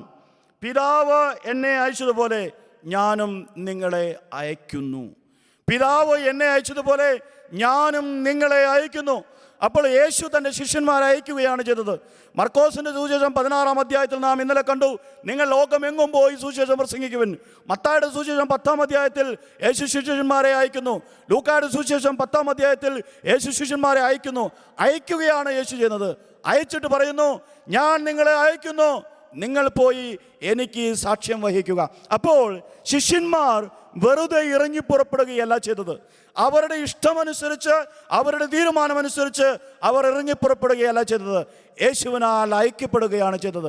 ഇന്ന് സുവിശേഷം പ്രവർത്തിക്കാൻ, സുവിശേഷം പ്രസംഗിക്കാൻ ആഗ്രഹിക്കുന്നവർ, സുവിശേഷ വേല ചെയ്യാൻ ആഗ്രഹിക്കുന്നവർ ഇതിനു വേണ്ടിയാണ് പ്രാർത്ഥിക്കേണ്ടത്. അയക്കപ്പെടാൻ വേണ്ടി പ്രാർത്ഥിക്കണം. നമ്മുടെ ആഗ്രഹം തീർച്ചയായും വിലപ്പെട്ടതാണ്. ആഗ്രഹം തമ്പുരാന്റെ മുമ്പിൽ സമർപ്പിക്കാം, അതിനുവേണ്ടി പ്രാർത്ഥിക്കാം, അതിനുവേണ്ടി കാത്തിരിക്കാം. പക്ഷേ അയക്കപ്പെടുമ്പോഴാണ് പുറപ്പെടേണ്ടത്. അയക്കപ്പെടുന്നതിന് മുമ്പ് പുറപ്പെടരുത്. അയക്കപ്പെടുന്നതിന് മുമ്പ് പുറപ്പെട്ടാൽ അത് നമ്മുടെ പദ്ധതിയായിരിക്കും, അത് നമ്മുടെ സ്വപ്നമായിരിക്കും, അത് തകർന്ന് തരിപ്പണമാവുകയും ചെയ്യും. അയക്കപ്പെടുന്നത് വരെ കാത്തിരിക്കുക, അയക്കപ്പെടുന്നത് വരെ ഒരുങ്ങുക, അയക്കപ്പെടാൻ വേണ്ടി തീക്ഷ്ണമായി പ്രാർത്ഥിക്കുക. കർത്താവിൻ്റെ കൈവെപ്പോടെ, കർത്താവിൻ്റെ കയ്യൊപ്പോടെ അയക്കപ്പെടുമ്പോഴാണ് നമ്മുടെ ശുശ്രൂഷ ഫലപ്രദമാകുന്നത് നമ്മുടെ ശുശ്രൂഷ സുവിശേഷ ശുശ്രൂഷയായി മാറുന്നത്. ഇന്ന് പലപ്പോഴും നമുക്ക് കാണാൻ സാധിക്കുന്നു, തെറ്റായ ബോധ്യങ്ങൾ പരത്തുന്നവർ, തെറ്റായ വ്യാഖ്യാനങ്ങൾ നടത്തുന്നവർ, സ്വന്തം ഇഷ്ടമനുസരിച്ച് സുവിശേഷ വേല ചെയ്യുന്നവർ, ഇവരൊക്കെ സുവിശേഷ പ്രവർത്തനത്തിന് എതിരായാണ് പ്രവർത്തിക്കുന്നത്. കാരണം അവർ ഐക്യപ്പെട്ടിട്ടില്ല, അവരെ ആരും അധികാരപ്പെടുത്തിയിട്ടില്ല, അവരെ ആരും ചുമതലപ്പെടുത്തിയിട്ടില്ല. സ്വന്തം ഇഷ്ടമനുസരിച്ച് സ്വന്തം ലാഭത്തിന് വേണ്ടി, നേട്ടത്തിന് വേണ്ടി ചെറിയ ചെറിയ വിഭാഗങ്ങൾ ഉണ്ടാക്കി സുവിശേഷം പ്രവർത്തിക്കുന്നവരെ നാം കണ്ടുമുട്ടുന്നു. പക്ഷേ യഥാർത്ഥ സുവിശേഷ പ്രവർത്തനം ഐക്യപ്പെടുന്നവരുടെ സുവിശേഷ പ്രവർത്തനമാണ്. ഐക്യപ്പെടാൻ വേണ്ടി നാം പ്രാർത്ഥിക്കണം, ഐക്യപ്പെടാൻ വേണ്ടി ഒരുങ്ങണം, തീഷ്ണതയോടെ ഒരുങ്ങണം. അപ്പോൾ തമ്പുരാൻ നമ്മെ അയക്കും. അപ്പോഴാണ് നാം പുറപ്പെടേണ്ടത്. ഐക്യപ്പെടുന്നത് വരെ കാത്തിരിക്കുക, ഐക്യപ്പെടുമ്പോൾ പുറപ്പെടുക. അവസാനമായി സുവിശേഷ പ്രവർത്തനത്തിൻ്റെ 10ാമത്തെ തത്വം, നമ്മൾ ആരോടാണ് സുവിശേഷം പ്രസംഗിക്കേണ്ടത്? നമ്മൾ ആർക്കു വേണ്ടിയാണ് ഈ ശുശ്രൂഷ ചെയ്യേണ്ടത്? സുവിശേഷം നമുക്ക് പല രീതിയിൽ പ്രസംഗിക്കാം. ക്രിസ്ത്യാനികളോട് സുവിശേഷം പ്രസംഗിക്കാം, സുവിശേഷ പ്രവർത്തകരോട് സുവിശേഷം പ്രസംഗിക്കാം, സുവിശേഷം പഠിച്ചുകൊണ്ടിരിക്കുന്നവരോട് സുവിശേഷം പ്രസംഗിക്കാം, മറ്റുള്ളവരോട് സുവിശേഷം പ്രസംഗിക്കാം. അപ്പോൾ പല വിഭാഗങ്ങളോടും സുവിശേഷം പ്രസംഗിക്കാൻ സാധ്യതകളുണ്ട്. ഏത് വിഭാഗത്തിനോട് സുവിശേഷം പ്രസംഗിക്കാനാണ് നമ്മൾ ആത്യന്തികമായി വിളിക്കപ്പെട്ടിരിക്കുന്നത്? ഏത് വിഭാഗത്തിനോട് സുവിശേഷം പ്രസംഗിക്കാനാണ് നമ്മൾ ആത്യന്തികമായി അയക്കപ്പെടുന്നത്? ഒരു സുവിശേഷ പ്രവർത്തകൻ്റെ ആദ്യത്തെ ലക്ഷ്യം എന്തായിരിക്കണം? ഒരു സുവിശേഷ പ്രവർത്തകൻ്റെ ആദ്യത്തെ ലക്ഷ്യം സുവിശേഷം കേട്ടിട്ടില്ലാത്തവരോട് സുവിശേഷം പ്രസംഗിക്കലായിരിക്കണം. ഇന്ന് നമ്മുടെ നാട്ടിൽ ഒരുപാട് സുവിശേഷ പ്രസംഗങ്ങളുണ്ട്, ഒരുപാട് സുവിശേഷ പരിപാടികളുണ്ട്. പക്ഷേ ബഹുഭൂരിപക്ഷം സുവിശേഷ പ്രസംഗങ്ങളും സുവിശേഷം കേട്ടിട്ടുള്ളവരെ മാത്രം ലക്ഷ്യമാക്കിക്കൊണ്ടുള്ള സുവിശേഷ പ്രസംഗങ്ങളാണ്. സുവിശേഷം കേട്ടിട്ടുള്ളവർ വീണ്ടും വീണ്ടും സുവിശേഷം കേൾക്കുന്നു. സുവിശേഷം കേട്ടിട്ടുള്ളവർ തങ്ങളുടെ ജീവിതത്തിൻ്റെ സൗഭാഗ്യത്തിന് വേണ്ടിയും തങ്ങളുടെ കുടുംബത്തിൻ്റെ സമൃദ്ധിക്ക് വേണ്ടിയും ഈ സുവിശേഷം കേട്ടുകൊണ്ടേയിരിക്കുന്നു. സുവിശേഷ പ്രവർത്തനങ്ങളെല്ലാം തന്നെ സുവിശേഷം കേട്ടിട്ടുള്ളവരെ ലക്ഷ്യമാക്കിയതാണ് മുന്നോട്ട് പോകുന്നതെങ്കിൽ, പ്രിയപ്പെട്ടവരെ, എങ്ങനെയാണ് സുവിശേഷം വളരുക? സുവിശേഷം വളരുന്നത്, സുവിശേഷം പരക്കുന്നത് സുവിശേഷം കേട്ടിട്ടില്ലാത്തവരോട് പ്രസംഗിക്കുമ്പോഴാണ്. അതുകൊണ്ട് സുവിശേഷ പ്രവർത്തകൻ്റെ ആദ്യത്തെ ലക്ഷ്യം സുവിശേഷം കേൾക്കാത്തവരോട് സുവിശേഷം പ്രസംഗിക്കുക എന്നതായിരിക്കണം. മറ്റുള്ളവരോട് സുവിശേഷം പ്രസംഗിക്കേണ്ട എന്നല്ല ഞാൻ ഉദ്ദേശിക്കുന്നത്, മറിച്ച് ആദ്യം പ്രസംഗിക്കേണ്ടത് കേൾക്കാത്തവരോടാണ്. ആദ്യം കേൾക്കാത്തവർ കേൾക്കട്ടെ, പിന്നെ കേട്ടവർക്ക് കൂടുതൽ അഭിവൃദ്ധി ഉണ്ടാകാൻ വേണ്ടി, കൂടുതൽ ആധ്യാത്മിക വളർച്ചയുണ്ടാകാൻ വേണ്ടി പ്രസംഗിക്കാം. പക്ഷെ ഒട്ടും കേൾക്കാത്തവരോടല്ലേ ആദ്യം പ്രസംഗിക്കേണ്ടത്? അതല്ലേ നീതി? ഒരു വാക്കുപോലും കേട്ടിട്ടില്ലാത്തവരോട്, യേശുവിനെ കുറിച്ച് അറിയാത്തവരോട് അവനെ പരിചയപ്പെടുത്തുകയല്ലേ ആദ്യം ചെയ്യേണ്ടത്? എന്നിട്ടല്ലേ കൂടുതൽ ആവശ്യമുള്ളവർക്ക് കൊടുക്കേണ്ടത്? ഭക്ഷിക്കാത്തവനാണ് നാം ആദ്യം വിളമ്പേണ്ടത്. പകുതി ഭക്ഷിച്ചവനോ അല്പം ഭക്ഷിച്ചവനോ അല്ലെങ്കിൽ ഇഷ്ടമുള്ള ഭക്ഷണം ആഗ്രഹിക്കുന്നവനോ മെച്ചപ്പെട്ട ഭക്ഷണം കൊടുക്കാൻ വേണ്ടിയല്ല നാം അധ്വാനിക്കേണ്ടത്. ആദ്യം പട്ടിണി കിടക്കുന്നവന് ഭക്ഷണം കൊടുക്കുക, ആദ്യം ഭക്ഷിക്കാത്തവനെ ഭക്ഷണം കൊടുത്ത് സന്തോഷിപ്പിക്കുക, പിന്നെ അല്പം ഭക്ഷിച്ചവനും പകുതി ഭക്ഷിച്ചവനും കൂടുതൽ നല്ല ഭക്ഷണം കിട്ടാൻ ആഗ്രഹിക്കുന്നവനും ഭക്ഷിക്കാൻ കൊടുക്കുക. നമ്മളിപ്പോൾ ചെയ്യുന്നത് ഭക്ഷിച്ചിട്ടുള്ളവർക്ക് കൂടുതൽ നല്ല ഭക്ഷണം കിട്ടാൻ ആഗ്രഹിക്കുന്നവർക്ക് കൂടുതൽ കൂടുതൽ ശ്രേഷ്ഠമായത് കൊടുത്തുകൊണ്ടിരിക്കുകയാണ്. ഭക്ഷിക്കാത്തവൻ കാത്തു നിൽക്കുന്നു, പട്ടിണി കിടക്കുന്നവൻ കാത്തു നിൽക്കുന്നു അപ്പത്തിന് വേണ്ടി, ജീവൻ്റെ അപ്പത്തിന് വേണ്ടി, ജീവൻ്റെ വചനത്തിന് വേണ്ടി. അതുകൊണ്ട് ഭക്ഷിക്കാത്തവർക്ക് നമുക്ക് കൊടുക്കാം, ഭക്ഷിക്കാത്തവർക്ക് നമുക്ക് കൊടുക്കാം. സുവിശേഷം കേൾക്കാത്തവരോട് സുവിശേഷം നമുക്ക് പ്രസംഗിക്കാം. വിശുദ്ധ പൗലോസ്ലീഹ ഇതിനെക്കുറിച്ച് വളരെ മനോഹരമായി പറഞ്ഞിട്ടുണ്ട്. പൗലോസ്ലീഹ സുവിശേഷ പ്രസംഗം ആരംഭിക്കുന്ന സമയത്ത് പത്രോസും യോഹന്നാനും യാക്കോബുമെല്ലാം സുവിശേഷം പ്രസംഗിച്ച് സമൂഹങ്ങൾ സ്ഥാപിച്ച് ബഹുദൂരം മുന്നോട്ട് പോയിരുന്നു. പൗലോസ്ലീഹയ്ക്ക് വേണമെങ്കിൽ ആ സമൂഹങ്ങളിൽ സുവിശേഷ പ്രവർത്തനം നടത്താമായിരുന്നു. സുവിശേഷം കേട്ടിട്ടുള്ളവർക്ക് ശക്തമായി സുവിശേഷം എത്തിച്ചു കൊടുക്കുവാൻ പൗലോസ്ലീഹയ്ക്ക് സാധിക്കുമായിരുന്നു. പക്ഷെ പൗലോസ്ലീഹ തൻ്റെ വിളി വ്യത്യസ്തമാണെന്ന് തിരിച്ചറിഞ്ഞ് പൗലോസ്ലീഹ പറയുന്നു, മറ്റുള്ളവൻ പണിത അടിസ്ഥാനത്തിന്മേൽ പണിയാതെ ക്രിസ്തുവിനെ കുറിച്ച് അറിയാത്തവരുടെ ഇടയിൽ സുവിശേഷം പ്രസംഗിക്കാൻ ഞാൻ അത്യുത്സാഹം കാണിച്ചു. ആരോപണ അടിസ്ഥാനത്തിന്മേൽ പണിയാനല്ല നമ്മൾ വിളിക്കപ്പെട്ടിരിക്കുന്നത്, പുതിയ അടിസ്ഥാനങ്ങൾ ഇടാനാണ്. റോമാക്കാർക്കുള്ള ലേഖനം 15-ാം അധ്യായം 20-ാമത്തെ വചനം. വിശുദ്ധ പൗലോസ് ശ്ലീഹ റോമാക്കാർക്ക് എഴുതിയ ലേഖനം 15-ാം അധ്യായം 20-ാമത്തെ വചനം. അങ്ങനെ മറ്റൊരുവൻ സ്ഥാപിച്ച അടിസ്ഥാനത്തിന്മേൽ പണിയാതെ ക്രിസ്തുവിനെ അറിയാത്ത സ്ഥലങ്ങളിൽ സുവിശേഷം പ്രസംഗിക്കുന്നതിൽ ഞാൻ അത്യധികം ഉത്സാഹം കാണിച്ചു. ഒരിക്കലും അറിഞ്ഞിട്ടില്ലാത്തവനെ അവർ ദർശിക്കും, അവനെക്കുറിച്ച് കേട്ടിട്ടില്ലാത്തവർ അവനെ മനസ്സിലാക്കുമെന്ന് എഴുതപ്പെട്ടിട്ടുണ്ടല്ലോ. ഒരിക്കലും കേട്ടിട്ടില്ലാത്തവരെ, ഒരിക്കലും അറിഞ്ഞിട്ടില്ലാത്തവരെയാണ് നാം ആദ്യം സുവിശേഷം അറിയിക്കേണ്ടത്. ആരോപണ അടിസ്ഥാനത്തിന്മേൽ പണിയുവാനല്ല നാം വിളിക്കപ്പെട്ടിരിക്കുന്നത്. മറ്റുള്ളവർ പണിത അടിസ്ഥാനത്തിന്മേൽ പണിയുക വളരെ എളുപ്പമാണ്. ചോരയും നീരും ഒഴുക്കി മറ്റുള്ളവർ പണിത അടിസ്ഥാനത്തിന്മേൽ വീണ്ടും വീണ്ടും പണിയുവാൻ വിളിക്കപ്പെട്ടവരല്ല നമ്മൾ. പുതിയ അടിസ്ഥാനങ്ങൾ ഇടാനാണ് നമ്മൾ വിളിക്കപ്പെട്ടിരിക്കുന്നത്. പ്രിയപ്പെട്ടവരെ, നമ്മുടെ ഭാരതത്തിൽ വെറും 2.5% യേശുവിനെ അറിഞ്ഞിട്ടുള്ളത്. 97% യേശുവിനെ അറിയാത്ത ഒരു രാജ്യത്ത് ജീവിച്ചിരിക്കുന്ന നമ്മൾ യേശുവിനെ അറിഞ്ഞിട്ടുള്ള ഈ 2.5% മാത്രം ശുശ്രൂഷ ചെയ്തുകൊണ്ട് മുന്നോട്ട് പോകുന്നത് എന്ത് നീതിയാണ്?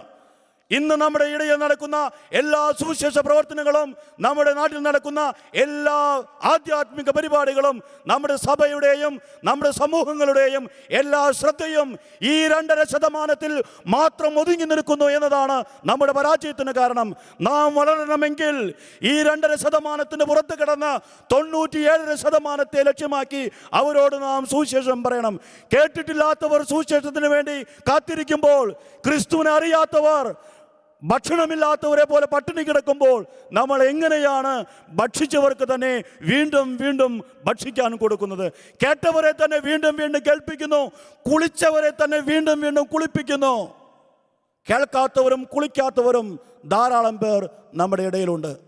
വിശുദ്ധ പൗലോസ് ശ്ലീഹ റോമാക്കാർക്ക് എഴുതിയ ലേഖനം 10-ാം അധ്യായം 14 മുതൽ 17 വരെയുള്ള വചനങ്ങളിൽ ചോദിക്കുന്നു, പ്രസംഗകനില്ലാതെ അവർ എങ്ങനെ കേൾക്കും? 17-ാമത്തെ വചനത്തിൽ പൗലോസ് ശ്ലീഹ പറയുന്നു, വിശ്വാസം കേൾവിയിൽ നിന്നും, കേൾവി ക്രിസ്തുവിനെ കുറിച്ചുള്ള പ്രസംഗത്തിൽ നിന്നുമാണ്. ക്രിസ്തുവിനെ കുറിച്ച് പ്രസംഗിക്കുന്നില്ല എങ്കിൽ അവർ കേൾക്കില്ല, കേൾക്കുന്നില്ല എങ്കിൽ അവർ വിശ്വസിക്കില്ല, വിശ്വസിക്കുന്നില്ല എങ്കിൽ അവർ വിളിച്ചപേക്ഷിക്കുകയുമില്ല.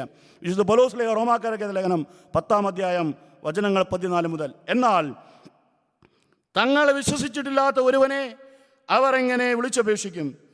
ഒരിക്കലും കേട്ടിട്ടില്ലാത്തവനിൽ എങ്ങനെ വിശ്വസിക്കും? പ്രസംഗകനില്ലാതെ എങ്ങനെ കേൾക്കും? പ്രസംഗകനില്ലാതെ എങ്ങനെ കേൾക്കും? അയക്കപ്പെടുന്നില്ലെങ്കിൽ എങ്ങനെ പ്രസംഗിക്കും?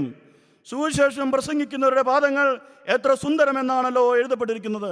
എന്നാൽ അവരെല്ലാവരും സുവിശേഷം അനുസരിച്ചില്ല. കർത്താവേ, അങ്ങയുടെ സന്ദേശം കേട്ടിട്ട് വിശ്വസിച്ചവൻ ആരാണ് എന്ന് യെശയ്യാ ചോദിക്കുന്നുണ്ടല്ലോ. ആകയാൽ വിശ്വാസം കേൾവിയിൽ നിന്നും, കേൾവി ക്രിസ്തുവിനെ കുറിച്ചുള്ള പ്രസംഗത്തിൽ നിന്നുമാണ്. വിശ്വാസമുണ്ടാകുന്നത് കേൾവിയിൽ നിന്നാണ്, കേൾവി ഉണ്ടാകുന്നത് പ്രസംഗത്തിൽ നിന്നാണ്, ക്രിസ്തുവിനെ കുറിച്ചുള്ള പ്രസംഗത്തിൽ നിന്ന്. അതുകൊണ്ട് നാം ക്രിസ്തുവിനെ കുറിച്ച് പ്രസംഗിക്കണം, കേൾക്കാത്തവരുടെ ഇടയിൽ പ്രസംഗിക്കണം. അപ്പോൾ അവർ കേൾക്കും, ആ കേൾവിയിൽ നിന്ന് വിശ്വാസമുണ്ടാകും. പൗലോസ് ശ്ലീഹ ചോദിക്കുന്ന ചോദ്യം നമ്മെ സംബന്ധിച്ചിടത്തോളം എത്ര പ്രസക്തമാണ്. ബഹുഭൂരിപക്ഷം ജനവും, നമ്മുടെ ചുറ്റും വസിക്കുന്ന ജനം യേശുവിനെ കുറിച്ച് ഇനിയും കേട്ടിട്ടില്ല. സുവിശേഷം ഇനിയും അവരുടെ ചെവിയിൽ എത്തിയിട്ടില്ല. പ്രസംഗകനില്ലാതെ അവർ എങ്ങനെ കേൾക്കും? കേട്ടിട്ട് വിശ്വസിക്കാത്തവരല്ല അവരിൽ ഭൂരിപക്ഷവും, കേൾക്കാത്തത് കൊണ്ട് വിശ്വസിക്കാത്തവരാണ്. കേൾക്കാത്തത് കൊണ്ട് വിശ്വസിക്കാത്തവരാണ് അവരെങ്കിൽ നമ്മളാണ് ഉത്തരവാദികൾ. കേട്ടിട്ട് വിശ്വസിക്കാത്തവരാണെങ്കിൽ അത് അവരുടെ ഉത്തരവാദിത്തം, അത് അവരുടെ ഇഷ്ടം. പക്ഷേ കേൾക്കാതെയാണ് അവർ വിശ്വസിക്കാത്തത് എങ്കിൽ നമ്മളാണ് തമ്പുരാൻ്റെ മുമ്പിൽ കണക്ക് കൊടുക്കേണ്ടി വരിക. കാരണം ഈശോ പറഞ്ഞതായി നാം വായിച്ചു, മത്തായിയുടെ സുവിശേഷം 10-ാം അധ്യായം 32-33 വചനങ്ങൾ. മറ്റുള്ളവരുടെ മുമ്പിൽ നിങ്ങൾ എന്നെ ഏറ്റുപറയുകയാണെങ്കിൽ ഞാനും നിങ്ങളെ ഏറ്റുപറയും. മറ്റുള്ളവരുടെ മുമ്പിൽ നിങ്ങൾ എന്നെ തള്ളിപ്പറയുകയാണെങ്കിൽ ഞാനും നിങ്ങളെ തള്ളിപ്പറയും. മറ്റുള്ളവരുടെ മുമ്പിൽ നാം ഏറ്റുപറയാതെ ഇരിക്കുകയാണെങ്കിൽ, യേശുവിന് സാക്ഷ്യം കൊടുക്കാതിരിക്കുകയാണെങ്കിൽ, നമ്മൾ പ്രസംഗിക്കാത്തത് കൊണ്ട് അവർ കേൾക്കാതിരിക്കുകയാണെങ്കിൽ, അവർ കേൾക്കാത്തതിന് ഉത്തരവാദിത്തം നമുക്കാണ്. നമ്മൾ പ്രസംഗിച്ച് അവർ കേട്ടിട്ട് അവർ വിശ്വസിക്കാതിരിക്കുകയാണെങ്കിൽ അത് അവരുടെ ഇഷ്ടം, അത് അവരുടെ സ്വാതന്ത്ര്യം. പക്ഷേ നമ്മൾ പ്രസംഗിക്കാത്തത് കൊണ്ടാണ് അവർ കേൾക്കാത്തതെങ്കിൽ നമ്മളാണ് തമ്പുരാൻ്റെ മുമ്പിൽ കണക്ക് കൊടുക്കേണ്ടി വരിക. പ്രിയപ്പെട്ട സഹോദരി സഹോദരന്മാരെ, സുവിശേഷ പ്രവർത്തനത്തിൽ നാം ലക്ഷ്യം വെക്കേണ്ടത് ഇതാണ്. ചില സഹോദരങ്ങളും ചില മിഷണറിമാരും സംസാരിക്കുന്നതിനിടയിൽ പലപ്പോഴും പറഞ്ഞിട്ടുണ്ട്, 25-30 വർഷമായി ഞാൻ പ്രേക്ഷിത മേഖലയിൽ ജോലി ചെയ്യുന്നു, 25-30 വർഷമായി ഞാൻ വചനം പ്രസംഗിക്കുന്നു. നല്ല കാര്യം. പക്ഷേ ഇന്ന് വരെ സുവിശേഷം കേൾക്കാത്ത എത്ര പേരോട് സുവിശേഷം പറഞ്ഞിട്ടുണ്ട്? അങ്ങയുടെ ശുശ്രൂഷ കൊണ്ട്, നിങ്ങളുടെ ശുശ്രൂഷ കൊണ്ട് എത്ര പേർ യേശുവിനെ അറിഞ്ഞിട്ടുണ്ട്? ആരും അറിഞ്ഞിട്ടില്ല. പിന്നെ എന്താണ് ചെയ്തത്? സുവിശേഷം കേട്ടവരെ തന്നെ വീണ്ടും വീണ്ടും കേൾപ്പിച്ചു. സുവിശേഷം കേട്ടവരെ തന്നെ വീണ്ടും വീണ്ടും അത് അറിയിച്ചു. ഓരോ ദിവസവും ഓരോരോ പേരിൽ അവരെ സുവിശേഷം അറിയിച്ചു കൊണ്ടിരുന്നു. അതിലുപരിയായി ക്രിസ്തുവിനെ കുറിച്ച് കേൾക്കാത്തവരുടെ ഇടയിൽ, സുവിശേഷം എത്താത്തവരുടെ ഇടയിൽ സുവിശേഷം പ്രവർത്തിക്കാൻ പലരും മുന്നോട്ട് വരുന്നില്ല. ബഹുഭൂരിപക്ഷം പ്രേക്ഷിതരും ബഹുഭൂരിപക്ഷം ശുശ്രൂഷകരും ഈ 2.5% ഉള്ളിലാണ് നിൽക്കുന്നത്. അവർക്കാണ് ഈ ശുശ്രൂഷ മുഴുവൻ ചെയ്യുന്നത്. ബഹുഭൂരിപക്ഷം പേരും പുറത്താണ്. അവർക്ക് വേണ്ടി ശുശ്രൂഷ ചെയ്യാനാണ് നമ്മെ തമ്പുരാൻ അയക്കുന്നത് പ്രസംഗിക്കാൻ വേണ്ടിയാണ്. പ്രസംഗിക്കേണ്ടത് കേൾക്കാത്തവരോടാണ്. മറ്റുള്ളവരോട് പ്രസംഗിക്കേണ്ട എന്നല്ല ഞാൻ പറയുന്നത്. പിന്നീട് ആദ്യം പ്രസംഗിക്കേണ്ടത് കേൾക്കാത്തവരോട്. ഞാൻ ഇതിനു മുമ്പ് പറഞ്ഞതുപോലെ, ഒന്നും ഭക്ഷിക്കാത്തവന് ആദ്യം കൊടുക്കുക, അല്പം ഭക്ഷിച്ചവന് പിന്നീട് കൊടുക്കുക. ഒന്നും ഭക്ഷിക്കാത്തവരാണ് നമ്മുടെ ചുറ്റും ദാഹത്തോടെ വിശപ്പോടെ നോക്കിയിരിക്കുന്നത്. അതുകൊണ്ട് പൗലോസ്ലീഹ പറഞ്ഞതുപോലെ, മറ്റാരോ പണിത അടിസ്ഥാനത്തിന്മേൽ പണിയാതെ ക്രിസ്തുവിനെ അറിയാത്ത പ്രദേശങ്ങളിൽ അവന് വേണ്ടി പ്രസംഗിക്കുവാൻ, അവൻ്റെ സുവിശേഷം അറിയിക്കുവാൻ നമുക്ക് അത്യുത്സാഹം കാണിക്കാം. യേശുവിനെ അറിയാത്തവർ അവനെ അറിയട്ടെ, യേശുവിനെക്കുറിച്ച് കേൾക്കാത്തവർ അവനെക്കുറിച്ച് കേൾക്കട്ടെ. മറ്റാരോ പണിത അടിസ്ഥാനത്തിന്മേൽ പണിയുക എളുപ്പമാണ്. അവർ ചോര നീരാക്കി പണിത അടിസ്ഥാനത്തിന്മേൽ നമ്മൾ പണിതുകൊണ്ടേയിരിക്കുന്നു. ആരോ എപ്പോഴോ ആദ്യമായി പറഞ്ഞതുകൊണ്ടല്ലേ അവർ കേട്ടത്? ആരോ ഈ ത്യാഗപ്രവൃത്തി ചെയ്തതുകൊണ്ടല്ലേ അവർ ആദ്യമായി കേട്ടത്? ഇന്ന് നമ്മൾ അത് ചെയ്യുന്നില്ല എങ്കിൽ പിന്നെ ആരാണത് ചെയ്യുക? അന്ന് അവർ ചെയ്തില്ലായിരുന്നെങ്കിൽ എങ്ങനെയാണ് ഇന്ന് ഈ അടിസ്ഥാനങ്ങൾ ഉണ്ടാവുക? ഈ അടിസ്ഥാനങ്ങൾ ഉണ്ടാകുന്നതിന് മുമ്പ് അവർ കേട്ടിട്ടില്ലാത്തവരോട് പറഞ്ഞതുകൊണ്ടല്ലേ അടിസ്ഥാനങ്ങൾ ഉണ്ടായത്? ഇന്ന് നാം കേട്ടിട്ടില്ലാത്തവരോട് പറയുന്നില്ല എങ്കിൽ പുതിയ അടിസ്ഥാനങ്ങൾ ഉണ്ടാവുകയില്ല. അതുകൊണ്ട് പുതിയ അടിസ്ഥാനങ്ങളിടാൻ നമുക്ക് പരിശ്രമിക്കാം. പ്രിയ സഹോദരി സഹോദരന്മാരെ, സുവിശേഷ പ്രവർത്തനത്തെക്കുറിച്ചുള്ള 10 തത്വങ്ങളാണ് ഇതുവരെ നാം കണ്ടത്. സുവിശേഷ പ്രവർത്തനത്തെക്കുറിച്ചുള്ള ആദ്യത്തെ തത്വം, ആത്യന്തികമായി സുവിശേഷ പ്രവർത്തനം ദൈവത്തിൻ്റെ പണിയാണ്, ദൈവം ചെയ്യുന്ന കാര്യമാണ്. ദൈവം കൽപ്പിക്കുന്നതനുസരിച്ചാണ് സുവിശേഷ പ്രവർത്തനം ആരംഭിക്കുന്നത്. ദൈവമാണ് സുവിശേഷ പ്രവർത്തനത്തെ വഴി നടത്തുന്നത്. ദൈവമാണ് വചനം സ്ഥിരീകരിക്കുന്നത്. ദൈവമാണ് വചനത്തിന് സാക്ഷ്യം കൊടുക്കുന്നത്. ദൈവമാണ് കേൾവിക്കാരുടെ ഹൃദയത്തെ തുറക്കുന്നത്. ദൈവമാണ് പ്രതിസന്ധികളിൽ ധൈര്യം കൊടുക്കുന്നത്. ദൈവമാണ് ഈ പ്രവൃത്തി നടത്തുന്നത്. സുവിശേഷ പ്രവർത്തനത്തെക്കുറിച്ചുള്ള രണ്ടാമത്തെ തത്വം, സുവിശേഷ പ്രവർത്തനത്തിൻ്റെ ഒഴിച്ചുകൂടാനാവാത്ത ഭാഗമാണ് പ്രതിസന്ധികളും എതിർപ്പുകളും തടസ്സങ്ങളും. പ്രതിസന്ധികളില്ലാത്ത നല്ല നാളേക്ക് വേണ്ടി കാത്തിരിക്കാതെ പ്രതിസന്ധികൾക്കിടയിൽ സുവിശേഷം പ്രസംഗിക്കാൻ നാം പഠിക്കേണ്ടിയിരിക്കുന്നു. എതിർപ്പുകൾക്കിടയിൽ സുവിശേഷം പ്രസംഗിക്കാൻ നാം പഠിക്കേണ്ടിയിരിക്കുന്നു. മൂന്നാമതായി, സുവിശേഷ പ്രവർത്തനം പിതാവായ ദൈവത്തിൻ്റെ ഇഷ്ടം നിറവേറ്റലാണ്. അയച്ചവനെ ഇഷ്ടം നിറവേറ്റുക. അയക്കപ്പെടുന്നവന് സ്വന്തമായി ഇഷ്ടമില്ല, ഇഷ്ടം ഉണ്ടാകരുത്. അയച്ചവൻ്റെ ഇഷ്ടമാണ് അയക്കപ്പെട്ടവൻ്റെ ഇഷ്ടം. അയച്ചവൻ്റെ ഇഷ്ടം അറിയുക, ആ ഇഷ്ടം നിറവേറ്റുക. യേശു പറഞ്ഞത് ഇതായിരുന്നു, എന്നെ അയച്ചവൻ്റെ ഇഷ്ടം നിറവേറ്റുകയാണ് എൻ്റെ ഭക്ഷണം. നാലാമതായി, സുവിശേഷ പ്രവർത്തനം നമ്മൾ കണ്ടതും കേട്ടതുമായ കാര്യങ്ങളെക്കുറിച്ച് മറ്റുള്ളവരുടെ മുമ്പിൽ സാക്ഷ്യം കൊടുക്കലാണ്. ഞാൻ അനുഭവിച്ച യേശുവിനെ, ഞാൻ കണ്ടറിഞ്ഞ സുവിശേഷത്തെ, ഞാൻ തൊട്ടറിഞ്ഞ സുവിശേഷത്തെ മറ്റുള്ളവർക്ക് പകർന്നു കൊടുക്കുക. പത്രോസും യോഹന്നാനും അപ്പസ്തോല പ്രവർത്തനങ്ങൾ 4-ാം അധ്യായം 20-ാമത്തെ വചനത്തിൽ പറഞ്ഞതുപോലെ, ഞങ്ങൾ കണ്ടതും കേട്ടതുമായ കാര്യങ്ങളെക്കുറിച്ച് സംസാരിക്കാതിരിക്കാൻ ഞങ്ങൾക്ക് സാധ്യമല്ല. അഞ്ചാമതായി, സുവിശേഷ പ്രവർത്തകൻ സുവിശേഷം കൊണ്ട് നിറയണം. സുവിശേഷം കൊണ്ട് നിറഞ്ഞവർ, വചനം കൊണ്ട് നിറഞ്ഞവരാണ് സുവിശേഷം പ്രസംഗിക്കേണ്ടത്. എസെക്കിയേലിൻ്റെ പുസ്തകം 3-ാം അധ്യായം 1 മുതൽ 3 വരെ വചനങ്ങൾ നാം കണ്ടു. എസെക്കിയേൽ പ്രവാചകൻ ചുരുൾ ഭക്ഷിച്ച് വചനം കൊണ്ട് നിറഞ്ഞ് ആ വചനം കൊണ്ട് വയറ് നിറച്ചതിന് ശേഷമാണ് പ്രസംഗിക്കാൻ ഇറങ്ങിയത്. ജെറമ്യാ പ്രവാചകനും 15-ാം അധ്യായം 16-ാമത്തെ വചനത്തിൽ ആ വചനം ഭക്ഷിക്കുന്നുണ്ട്. വചനം ഭക്ഷിച്ചാണ് അവർ ഇറങ്ങിയത്. ആറാമതായി, സുവിശേഷ പ്രവർത്തകൻ ആത്മാവിനാൽ നിറയണം. യേശുവിൻ്റെ കൂടെ 3 വർഷം നടന്ന് യേശു ചെയ്തതെല്ലാം കാണുകയും യേശു പറഞ്ഞതെല്ലാം കേൾക്കുകയും ചെയ്തിട്ടും ഐക്യപ്പെട്ടിട്ടും സുവിശേഷം പ്രസംഗിക്കാൻ പോകുന്നതിന് മുമ്പ് പരിശുദ്ധാത്മാവിനാൽ നിറയണമെന്ന് യേശു അവരോട് പറഞ്ഞു. പരിശുദ്ധാത്മാവിന് വേണ്ടി അവർ കാത്തിരുന്നു. സുവിശേഷ പ്രവർത്തകർ പരിശുദ്ധാത്മാവിന് വേണ്ടി കാത്തിരിക്കണം. പരിശുദ്ധാത്മാവിൻ്റെ നിറവോടെയാണ് ശുശ്രൂഷ ചെയ്യേണ്ടത്. ഏഴാമതായി, സുവിശേഷ പ്രവർത്തനത്തിൽ മാനുഷികമായ താല്പര്യങ്ങളോ പരിഗണനകളോ നേട്ടങ്ങളെക്കുറിച്ചുള്ള ചിന്തയോ ഉണ്ടാകരുത്. സുവിശേഷ പ്രവർത്തനത്തിൻ്റെ ലക്ഷ്യം കർത്താവിൻ്റെ മഹത്വമാണ്. സ്വന്തം താല്പര്യങ്ങൾ കടന്നുകൂടരുത്. ദുർബലമായ മനുഷ്യപ്രകൃതിയിൽ ജീവിക്കുന്ന നമ്മൾ ഒരുപക്ഷെ അറിയാതെ സുവിശേഷ പ്രവർത്തനത്തിൽ ഇത്തരം താല്പര്യങ്ങൾ കടന്നുകൂടാൻ സാധ്യതയുണ്ട്. അതുകൊണ്ട് അതീവ ജാഗരൂകതയോടെ സുവിശേഷ പ്രവർത്തനം നാം നടത്തണം. എട്ടാമതായി, സുവിശേഷ പ്രവർത്തനത്തിൻ്റെ ആത്യന്തികമായ ലക്ഷ്യം ക്രിസ്തുവിനെ കൊടുക്കുകയാണ്. ഈ ലോകത്തിൽ ജീവിക്കാൻ ആവശ്യമായ ഭൗതിക വസ്തുക്കൾ കൊടുക്കുന്നതോ, ഈ ലോകത്തിൻ്റെതായ നേട്ടങ്ങൾ പങ്കുവയ്ക്കുന്നതോ, ഈ ലോകത്തിൻ്റെ സൗഭാഗ്യങ്ങൾ പകർന്നു കൊടുക്കുന്നതോ സുവിശേഷ പ്രവർത്തനത്തിൻ്റെ ആത്യന്തികമായ ലക്ഷ്യമല്ല. സുവിശേഷ പ്രവർത്തനത്തിന് അവ സഹായിച്ചേക്കാം, പക്ഷേ ആത്യന്തികമായ ലക്ഷ്യം രക്ഷ കൊടുക്കലാണ്. ക്രിസ്തു ഭക്ഷണം കൊടുത്തിട്ടുണ്ട്, കാഴ്ച കൊടുത്തിട്ടുണ്ട്, സൗഖ്യം കൊടുത്തിട്ടുണ്ട്. പക്ഷേ അവൻ ഈ ലോകത്തിന് കൊടുത്ത ഏറ്റവും വലിയ ദാനം ദൈവമക്കളാകുവാനുള്ള കഴിവായിരുന്നു. അതുകൊണ്ട് ഈ ലോകത്തിൽ ജീവിക്കാനുള്ള കഴിവ് മാത്രമല്ല, വരാനിരിക്കുന്ന ലോകത്തിൽ ജീവിക്കുവാനുള്ളതും കൂടി കൊടുക്കുകയാണ് സുവിശേഷ പ്രവർത്തനത്തിൻ്റെ ലക്ഷ്യം. ഒമ്പതാമതായി, സുവിശേഷ പ്രവർത്തകൻ അയക്കപ്പെടേണ്ടവനാണ്. സ്വന്തം തീരുമാനമനുസരിച്ച്, സ്വന്തം പദ്ധതി അനുസരിച്ച് ഇറങ്ങിപ്പുറപ്പെടുന്നവനല്ല സുവിശേഷ പ്രവർത്തകൻ. മറിച്ച് സുവിശേഷ പ്രവർത്തകൻ ദൈവത്താൽ അയക്കപ്പെടുന്നവനാണ്. നാം അയക്കപ്പെടണം.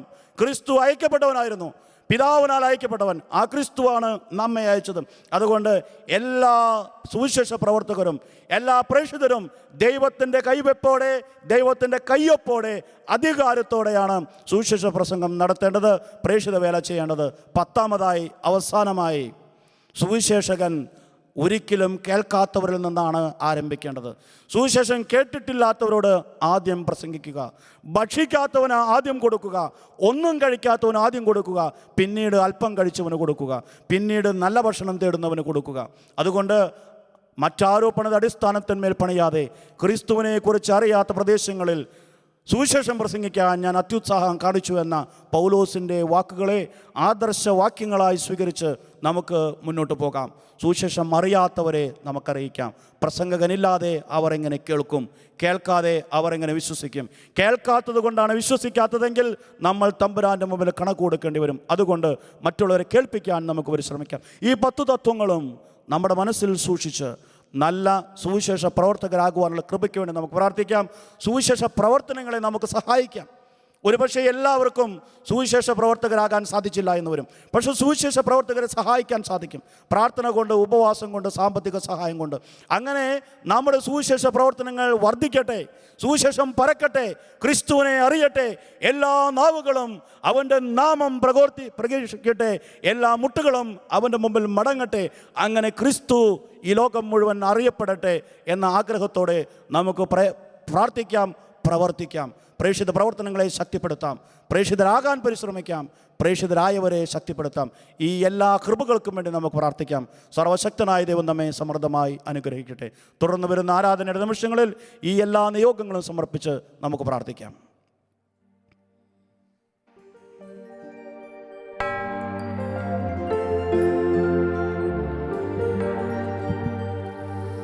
ആയിരുന്നോനും ആയിരിക്കുന്നോനും വരുവാനുള്ളോനും സർവശക്തനും ദൈവമേ നിത്യനുമായ ദിവ്യ കുഞ്ഞാടേ, നീ മാത്രം പരിശുദ്ധൻ, പരിശുദ്ധൻ കർത്താവേ, നിത്യനുമായ നമ്മുടെ ദൈവം, ദിവ്യ കുഞ്ഞാടേ, ഇതാ നമ്മുടെ മുമ്പിൽ നീ മാത്രം പരിശുദ്ധൻ, പരിശുദ്ധൻ നമ്മുടെ ദൈവം, നീ മാത്രം പരിശുദ്ധൻ. ആഗ്രഹിച്ച് പ്രാർത്ഥിക്കുന്ന ഈ നിമിഷം ഈ ആരാധനയുടെ സമയങ്ങളാ. പ്രിയപ്പെട്ട ദൈവമക്കളെ, ദൈവത്തെ ആരാധിക്കുക. നിന്റെ ആഗ്രഹങ്ങൾ സാധിച്ചു തരും. വലിയ ആഗ്രഹത്തോടെ ആയിരിക്കുന്നവനും ആയിരുന്നവനും വരുവാനിരിക്കുന്നവനായ നമ്മുടെ ദൈവം ഇതാ നമ്മുടെ മുമ്പിൽ. ആഗ്രഹിച്ച് പ്രാർത്ഥിക്കട്ടെ. എല്ലാവരും വലിയ ആഗ്രഹത്തോടെ കൈകളടിച്ച് ദൈവത്തെ ആരാധിക്കട്ടെ. ദൈവം. ഈശോ. ഈശോ. ജീസസ്. ആയിരുന്നോനും ആമേൻ. ആയിരിക്കുന്നോനും വരുവാനിരിപ്പോനും സർവശക്തനും ഈശോയെ. ആയിരുന്നോനും ഈശോ. ആയിരിക്കുന്നോനും വലിയ വിടുതലിന്റെ സമയം. വരുവാനിരിപ്പോനും വലിയ രക്ഷയുടെ സർവശക്തനും സമയം. നിത്യനുമായ ആഹാ. ദിവ്യ കുഞ്ഞാടേ, ഈശോയെ. നിത്യനുമായ കൈകളടിച്ച് ദിവ്യ കുഞ്ഞാടേ, ആരാധിക്കട്ടെ. നിത്യനുമായ ആമേൻ. ദിവ്യ കുഞ്ഞാടേ, നീ മാത്രം പരിശുദ്ധൻ പരിശുദ്ധൻ യേശുവേ, നീ മാത്രം പരിശുദ്ധൻ പരിശുദ്ധൻ. ഹല്ലേലൂയ. ആയിരുന്നോനും എല്ലാവരും ചേർന്ന് ആയിരിക്കുന്നോനും പാടി. വരുവാനിരിപ്പോനും സർവശക്തനും പ്രിയപ്പെട്ട മക്കളെ, ആയിരുന്നോനും തിരിച്ചു വരാൻ ആയിരിക്കുന്നോനും വരുവാനിരിപ്പോനും അധികാരത്തോടെ, സർവശക്തനും ദൈവത്തിന്റെ വചനം നിത്യനുമായ ദിവ്യ കുഞ്ഞാടേ, നിത്യനുമായ ദിവ്യ കുഞ്ഞാടേ, നീ മാത്രം പരിശുദ്ധൻ പരിശുദ്ധൻ, എല്ലാവരും നീ മാത്രം പരിശുദ്ധൻ പരിശുദ്ധൻ. വലിയ അഭിഷേകത്തോടെ പ്രിയപ്പെട്ട ദൈവജനമേ, ദൈവത്തെ ആരാധിക്കട്ടെ. ദിവ്യകാരുണ്യം കാത്തിരിക്കുന്ന സ്നേഹമാണ്.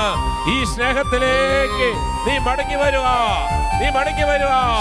വീണ്ടും ഒരു തിരിച്ചുവരവിലൂടെ ദൈവത്തിന്റെ സുവിശേഷം വലിയ അധികാരത്തോടെ പ്രവാചക ശബ്ദത്തോടെ ലോകത്തിന്റെ അതിർത്തികളിലേക്ക് നീ കടന്നു ചെല്ലുവാൻ ആഗ്രഹത്തോടെ പ്രാർത്ഥിക്കട്ടെ.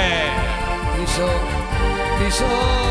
ബാബിലോണിലെ ആഹാ. സിംഹക്കുഴിയിൽ ആമേൻ. വായുവേഗത്തിൽ ഹബക്കുക്കിനെ ഈശോയെ. എത്തിച്ചവനാം എന്റെ കർത്താവേ, ആമേൻ. ആരാധിക്കുന്നു നിന്നെ കൈകളടിച്ച് ആരാധിക്കുന്നു. പാടിയേ. കുഴഞ്ഞ എന്റെ ആഹാ. ജീവിതത്തിന്റെ ഈശോയെ. കുഴിയിലേക്ക് നീ ഇപ്പോൾ വരണം. കർത്താവേ. ഒരു കഴിക്കാൻ എനിക്കാവുന്നില്ലല്ലോ, ഇല്ല കർത്താവേ. പൊട്ടിക്കാൻ നിന്റെ ശക്തി തരണം. പാടാം.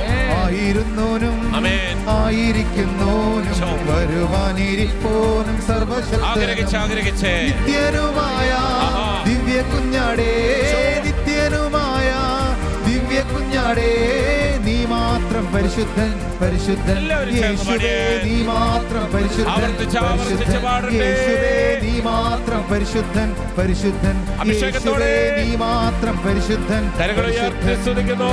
ഹല്ലേലൂയ, ഹല്ലേലൂയ, ഹല്ലേലൂയ, ഹല്ലേലൂയ, ഹല്ലേലൂയ, ഹല്ലേലൂയ. ആയിരുന്നവനും ആയിരിക്കുന്നവനും വരുവാനിരിക്കുന്നവനായ നമ്മുടെ ദൈവമിതാ.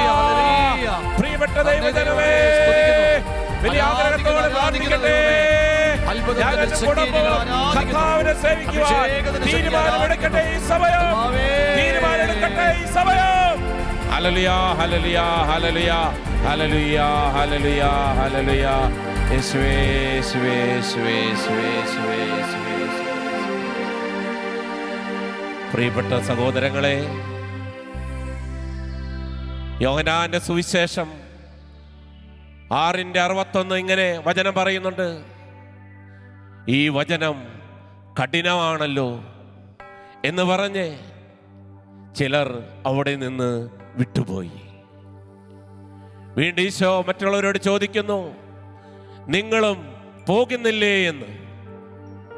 അപ്പോൾ അവർ പറഞ്ഞു, എൻ്റെ കർത്താവേ, അങ്ങയുടെ പക്കലല്ലേ നിത്യജീവന്റെ വചനം. ഹല്ലേലൂയ, ഹല്ലേലൂയ, ഹല്ലേലൂയ. ഹല്ലേലൂയ.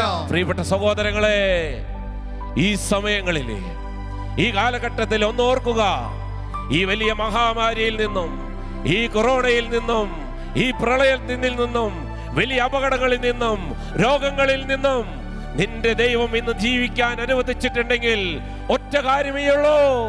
ദൈവത്തിന്റെ വചനം പറയുന്നു, എന്റെ ശക്തി നിനക്ക് കാണിച്ചു തരുവാനും എന്റെ നാമ ലോകം മുഴുവൻ പ്രഘോഷിക്കപ്പെടുവാൻ വേണ്ടിയാണ് ഞാൻ നിന്നെ ജീവിക്കുവാൻ അനുവദിച്ചത്. പ്രിയപ്പെട്ട സഹോദരങ്ങളെ, ഒന്നോർക്കുക, തിരിച്ചു വരിക. കർത്താവിന്റെ ഒരു ഉപകരണമായി ലോകമെമ്പാടും ദൈവത്തിന്റെ വചനം പ്രഘോഷിക്കുവാൻ തിരിച്ചു വരിക. ഈ നീർന്ന അവസ്ഥകളിലെ എപ്പോഴെങ്കിലും മാറി നിന്നിട്ടുണ്ടെങ്കിൽ, ഈ സ്നേഹത്തെ നീ വിട്ടുപേക്ഷിച്ചിട്ടുണ്ടെങ്കിൽ, പ്രിയപ്പെട്ട സഹോദരങ്ങളെ, തിരിച്ചു വരിക ഈ സ്നേഹത്തിലേക്ക്. ദൈവത്തിന്റെ പരിശുദ്ധാത്മാവ് നിറയാൻ, ലോകത്തിന്റെ അതിർത്തികളിലേക്ക് കടന്നു ചെല്ലുവാൻ നമുക്ക് രണ്ട് കരങ്ങൾ ഉയർത്തി ഒരിക്കൽ കൂടി സ്തുതിക്കാം. ഹല്ലേലൂയ, ഹല്ലേലൂയ, ഹല്ലേലൂയ, ഹല്ലേലൂയ. യേശുവേ, ഹല്ലേലൂയ, ഹല്ലേലൂയ, ഹല്ലേലൂയ. പരിശുദ്ധാത്മാവ് നിറഞ്ഞ് എല്ലാവരും പ്രാർത്ഥിക്കട്ടെ. ദൈവത്തിന്റെ പരിശുദ്ധാത്മാവ് നിറയുവാൻ. Hallelujah, hallelujah. പരിശുദ്ധാത്മാവിൽ നിറഞ്ഞ കൈകൾ ഉയർത്തി പിടിച്ച് നിങ്ങളിൻ സാക്ഷികളാകും. ആഗ്രഹിച്ച് പ്രാർത്ഥിച്ച് പരിശുദ്ധാത്മാവിൽ നിറഞ്ഞ നിങ്ങളിൻ സാക്ഷികളാകും. ആഗ്രഹിച്ച് പ്രാർത്ഥിക്കട്ടെ. ഭൂമിയിൽ എല്ലായിടത്തും കർത്താവേ സാക്ഷികളാക്കി മാറ്റണമേ. നിങ്ങളിൻ സാക്ഷികളാകും. ഭൂമിയിൽ എല്ലായിടത്തും കർത്താവേ തീരുമാനമെടുക്കട്ടെ. കുടുംബങ്ങൾ, നിങ്ങളിൻ സാക്ഷികളാകും. ഡോക്ടർമാർ, പരിശുദ്ധാത്മാവിൽ നിറഞ്ഞ എല്ലാ മക്കളും തീരുമാനമെടുക്കട്ടെ. നിങ്ങളിൻ സാക്ഷികളാകും. പരിശുദ്ധാത്മാവിൽ നിറഞ്ഞ നിങ്ങളിൻ സാക്ഷികളാകും. ഭൂമിയിലെല്ലായിടത്തും സ്നേഹത്തോടെ പാടിയ നിങ്ങളിൻ സാക്ഷികളാകും. ഭൂമിയിലെല്ലായിടത്തും ദൈവമേ നിങ്ങളിൻ സാക്ഷികളാകും. എന്റെ പ്രിയപ്പെട്ട സഹോദരങ്ങളെ, ഉൽപ്പത്തിയുടെ പുസ്തകം 16-ാം അധ്യായത്തിൽ ഇങ്ങനെ നമ്മൾ കാണുന്നുണ്ട്. സാറായിൽ നിന്ന് ഓടി രക്ഷപ്പെടുന്ന ഹാഗാർ. സാറായി ഹാഗാർ തന്റെ ഭവനത്തിൽ നിന്ന് വിട്ടുപോകാൻ എത്രമാത്രം ഉപദ്രവിക്കാൻ സാധിക്കുന്നുവോ, എത്രമാത്രം വേദനിപ്പിക്കാൻ സാധിക്കുന്നുവോ അത്രമാത്രം അവിടെ ഹാഗാറിനെ വേദനിപ്പിക്കുകയാണ്. ചെയ്യാത്ത കുറ്റങ്ങൾ മുഴുവൻ പറഞ്ഞ് അത്രമാത്രം പീഡിപ്പിക്കപ്പെടുന്നു. ഇവിടെ നിന്ന് വിട്ടുപോകണം, ഒറ്റ മാർഗ്ഗം ഇവിടെ നിന്ന് വിട്ടുപോകണം ഹാഗാർ. സാറായി വിചാരിച്ചതുപോലെ തന്നെ നടന്നു. ഹാഗാർ അവിടെ നിന്ന് വിട്ടുപോയി, ഓടി രക്ഷപ്പെടുകയാണ്. അവിടെ നിന്ന് ഓടി രക്ഷപ്പെടുകയാ. പ്രിയപ്പെട്ട സഹോദരങ്ങളെ, മരുഭൂമിയിൽ വെച്ച് കർത്താവിന്റെ ദൂതൻ ഹാഗാറിനോട് ചോദിച്ചു, ഹാഗാറേ, നീ എവിടെ നിന്ന് വരുന്നു, എവിടേക്ക് പോകുന്നു? ഹല്ലേലൂയ. പ്രിയപ്പെട്ട സഹോദരൻ, കർത്താവിന്റെ ദൂതൻ ചോദിക്കും, നീ എവിടെ നിന്ന് വരുന്നു, എവിടേക്ക് പോകുന്നു? ഹാഗാർ പറഞ്ഞു, ഞാൻ സാറായുടെ ഭവനത്തിൽ നിന്ന് ഓടി രക്ഷപ്പെടുകയാ. അവിടെ ദൈവത്തിന്റെ ദൂതൻ പറയുന്നുണ്ട്, നീ തിരിച്ച് അങ്ങോട്ട് തന്നെ പോകണം. നമ്മൾ മനസ്സിലാക്കണം പ്രിയപ്പെട്ട സഹോദരങ്ങളെ, ഈ ഒരു കാലഘട്ടത്തിൽ ഞങ്ങളോട്, നിങ്ങളോടും മറ്റുള്ളവരെല്ലാവരോടും ചോദിക്കുന്നൊരു കാര്യമുണ്ട്. വേദനിപ്പിക്കുന്ന പലതരത്തിലെ കുറ്റപ്പെടുത്തലുകള്. എങ്ങനെയെങ്കിലും സുവിശേഷത്തിൽ നിന്ന് മാറിപ്പോകണം, സുവിശേഷം വിട്ടു പോകണം, മറ്റുള്ള ജോലികളിലേക്ക്, പണത്തിന്റെ പിന്നാലെ പലതും തേടി മുന്നോട്ട് പോകുവാനായിട്ട് നമ്മളെ വേദനിപ്പിക്കും. പല വ്യക്തികള്, പല കൂട്ടായ്മയിൽ നിന്ന്, പല ഭവനങ്ങളിൽ നിന്ന്, പല സ്ഥാപനങ്ങളിൽ നിന്ന് ഒക്കെ നമ്മളെ വേദനിപ്പിക്കും പ്രിയപ്പെട്ട സഹോദരങ്ങളെ. എന്നാൽ ദൈവത്തിന്റെ സന്നിധിയിൽ നിന്ന് ഓടി പോകാൻ നീ തീരുമാനമെടുക്കരുത്. പ്രിയപ്പെട്ട സഹോദരങ്ങളെ, ഒരിക്കൽ കൂടി രണ്ട് കരങ്ങൾ ഉയർത്തി പിടിക്കാം ദിവികാരണത്തിന് മുമ്പിലേക്ക്. പരിശുദ്ധാത്മാവ് നിറയുവാൻ, ലോകത്തിന്റെ അതിർത്തികളിലേക്ക് കർത്താവിന്റെ സുവിശേഷം എത്തിക്കുവാൻ നമുക്ക് തീരുമാനമെടുക്കാം. ഈ ദൈവസന്നിധിയിൽ നിന്ന് മാറി നിന്നിട്ടുണ്ടോ, ഓടി ഒളിച്ചിട്ടുണ്ടോ, മറ്റുള്ള ഏതെങ്കിലും നീ കടന്നു പോയിട്ടുണ്ടോ? തിരിച്ചു വരിക. ദൈവത്തിന്റെ ദൂതൻ പറയുന്ന ഈ സമയം നീ തിരിച്ചു വരിക. പരിശുദ്ധാത്മാവിൽ നിറഞ്ഞ നിങ്ങളിൻ സാക്ഷികളാകും. പരിശുദ്ധാത്മാവിൽ നിറഞ്ഞ കൈകൾ ഹൃദയത്തോട് ചേർത്ത് വെച്ച് നിങ്ങളിൻ സാക്ഷികളാകും. ഈ ശുശ്രൂഷയിൽ പങ്കെടുക്കുന്ന എല്ലാ മക്കളും ഭൂമിയിലെല്ലായിടത്തും ഒന്ന് പാടിയാൽ ആഗ്രഹിച്ച് കർത്താവേ, നിങ്ങളിൻ ഈ ഭൂമിയിൽ എല്ലായിടത്തും സാക്ഷികളാകും എന്നിൽ പ്രവർത്തിച്ച, ഞാൻ അനുഭവിച്ച എന്റെ ദൈവത്തിനെ കുറിച്ച് പറയുവാൻ ഭൂമിയിൽ എല്ലായിടത്തും നിങ്ങളിൻ സാക്ഷികളാകും. ഒരിക്കൽ കൂടി പാടിയേ. പരിശുദ്ധാത്മാവിൽ നിറഞ്ഞ നിങ്ങളിൻ സാക്ഷികളാകും. പരിശുദ്ധാത്മാവിൽ നിറഞ്ഞ നിങ്ങളിൻ സാക്ഷികളാകും. ഭൂമിയിലെല്ലായിടത്തും നിങ്ങളിൻ സാക്ഷികളാകും. തീരുമാനമെടുത്ത് വിളിച്ച് യേശുവേ, ഹല്ലേലൂയ, ഹല്ലേലൂയ, ഹല്ലേലൂയ. സ്വരം ഉയർത്തി വിളിക്കട്ടെ. ഭൂമിയിലെല്ലായിടത്തും ദൈവത്തിന്റെ ദൂത് എത്തിക്കുവാൻ ഞാൻ അനുഭവിച്ച, എന്നിൽ പ്രവർത്തിച്ച എന്റെ ദൈവത്തെ മറ്റുള്ളവർക്ക് പകർന്നു കൊടുക്കുവാൻ ദൈവമേ, എന്നെ ഒരുക്കണമേ, എന്നെ ഒരുക്കണമേ. കരങ്ങൾ ഉയർത്തി സ്തുതിക്കുന്ന ഈ സമയം, ഇതാ നിന്നെ ആശീർവദിക്കുന്ന സമയം, ഈ രക്ഷയുടെ സമയം സ്വന്തമാക്കുക. ഹല്ലേലൂയ, ഹല്ലേലൂയ, ഹല്ലേലൂയ, ഹല്ലേലൂയ, ഹല്ലേലൂയ. യേശുവേ, ആരാധന, ആരാധന, ആരാധന, ആരാധന, ആരാധന, ആരാധന, ആരാധന, ആരാധന. പരിശുദ്ധ പരമമാ കൈകൾ കൂപ്പി ദിവ്യകാരുണ്യമേ,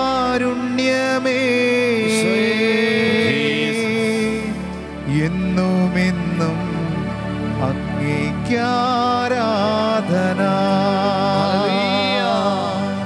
പരിശുദ്ധ പരമമാ ദിവ്യകാരുണ്യമേ,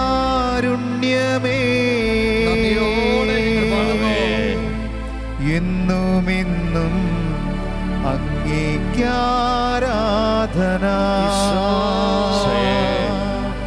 പരിശുദ്ധ പരമമാ സഭയെ നമുക്ക് ഓർക്കാം. ദിവ്യകാരുണ്യമേ, സമൂഹത്തെയും വൈദിക സമൂഹത്തെയും നമുക്ക് ഓർക്കാം. എന്നുമെന്നും വിഷയദേശങ്ങളെ നമുക്ക് ഓർക്കാം. ആരാധന. എല്ലാ ഭരണാധികാരികളെ, ആരോഗ്യ പ്രവർത്തകരെ നമുക്ക് ഓർത്ത് പ്രാർത്ഥിക്കാം. ആരാധന, ആരാധന, കർത്താവേ, നീ കടന്നു ചെല്ലണമേ. ആരാധന, ആരാധന. വിഷയപ്രവർത്തനങ്ങളെ യാതന അനുഭവിക്കുന്ന എല്ലാ മക്കളിലേക്കും, ആരാധന, എല്ലാ കോൺഗ്രസ്, എല്ലാ സഭകളിലേക്കും ആരാധന, ആരാധന, ആരാധന. ഹല്ലേലൂയ, ഹല്ലേലൂയ, ഇതാ ഞാൻ എന്റെ കർത്താവേ. Hallelujah, hallelujah.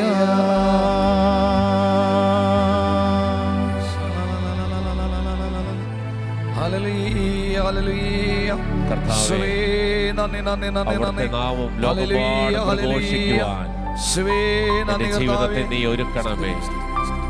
എന്റെ കൈകൾക്കും കാലുകൾക്കും അവിടുന്ന് ശക്തി തരണമേ.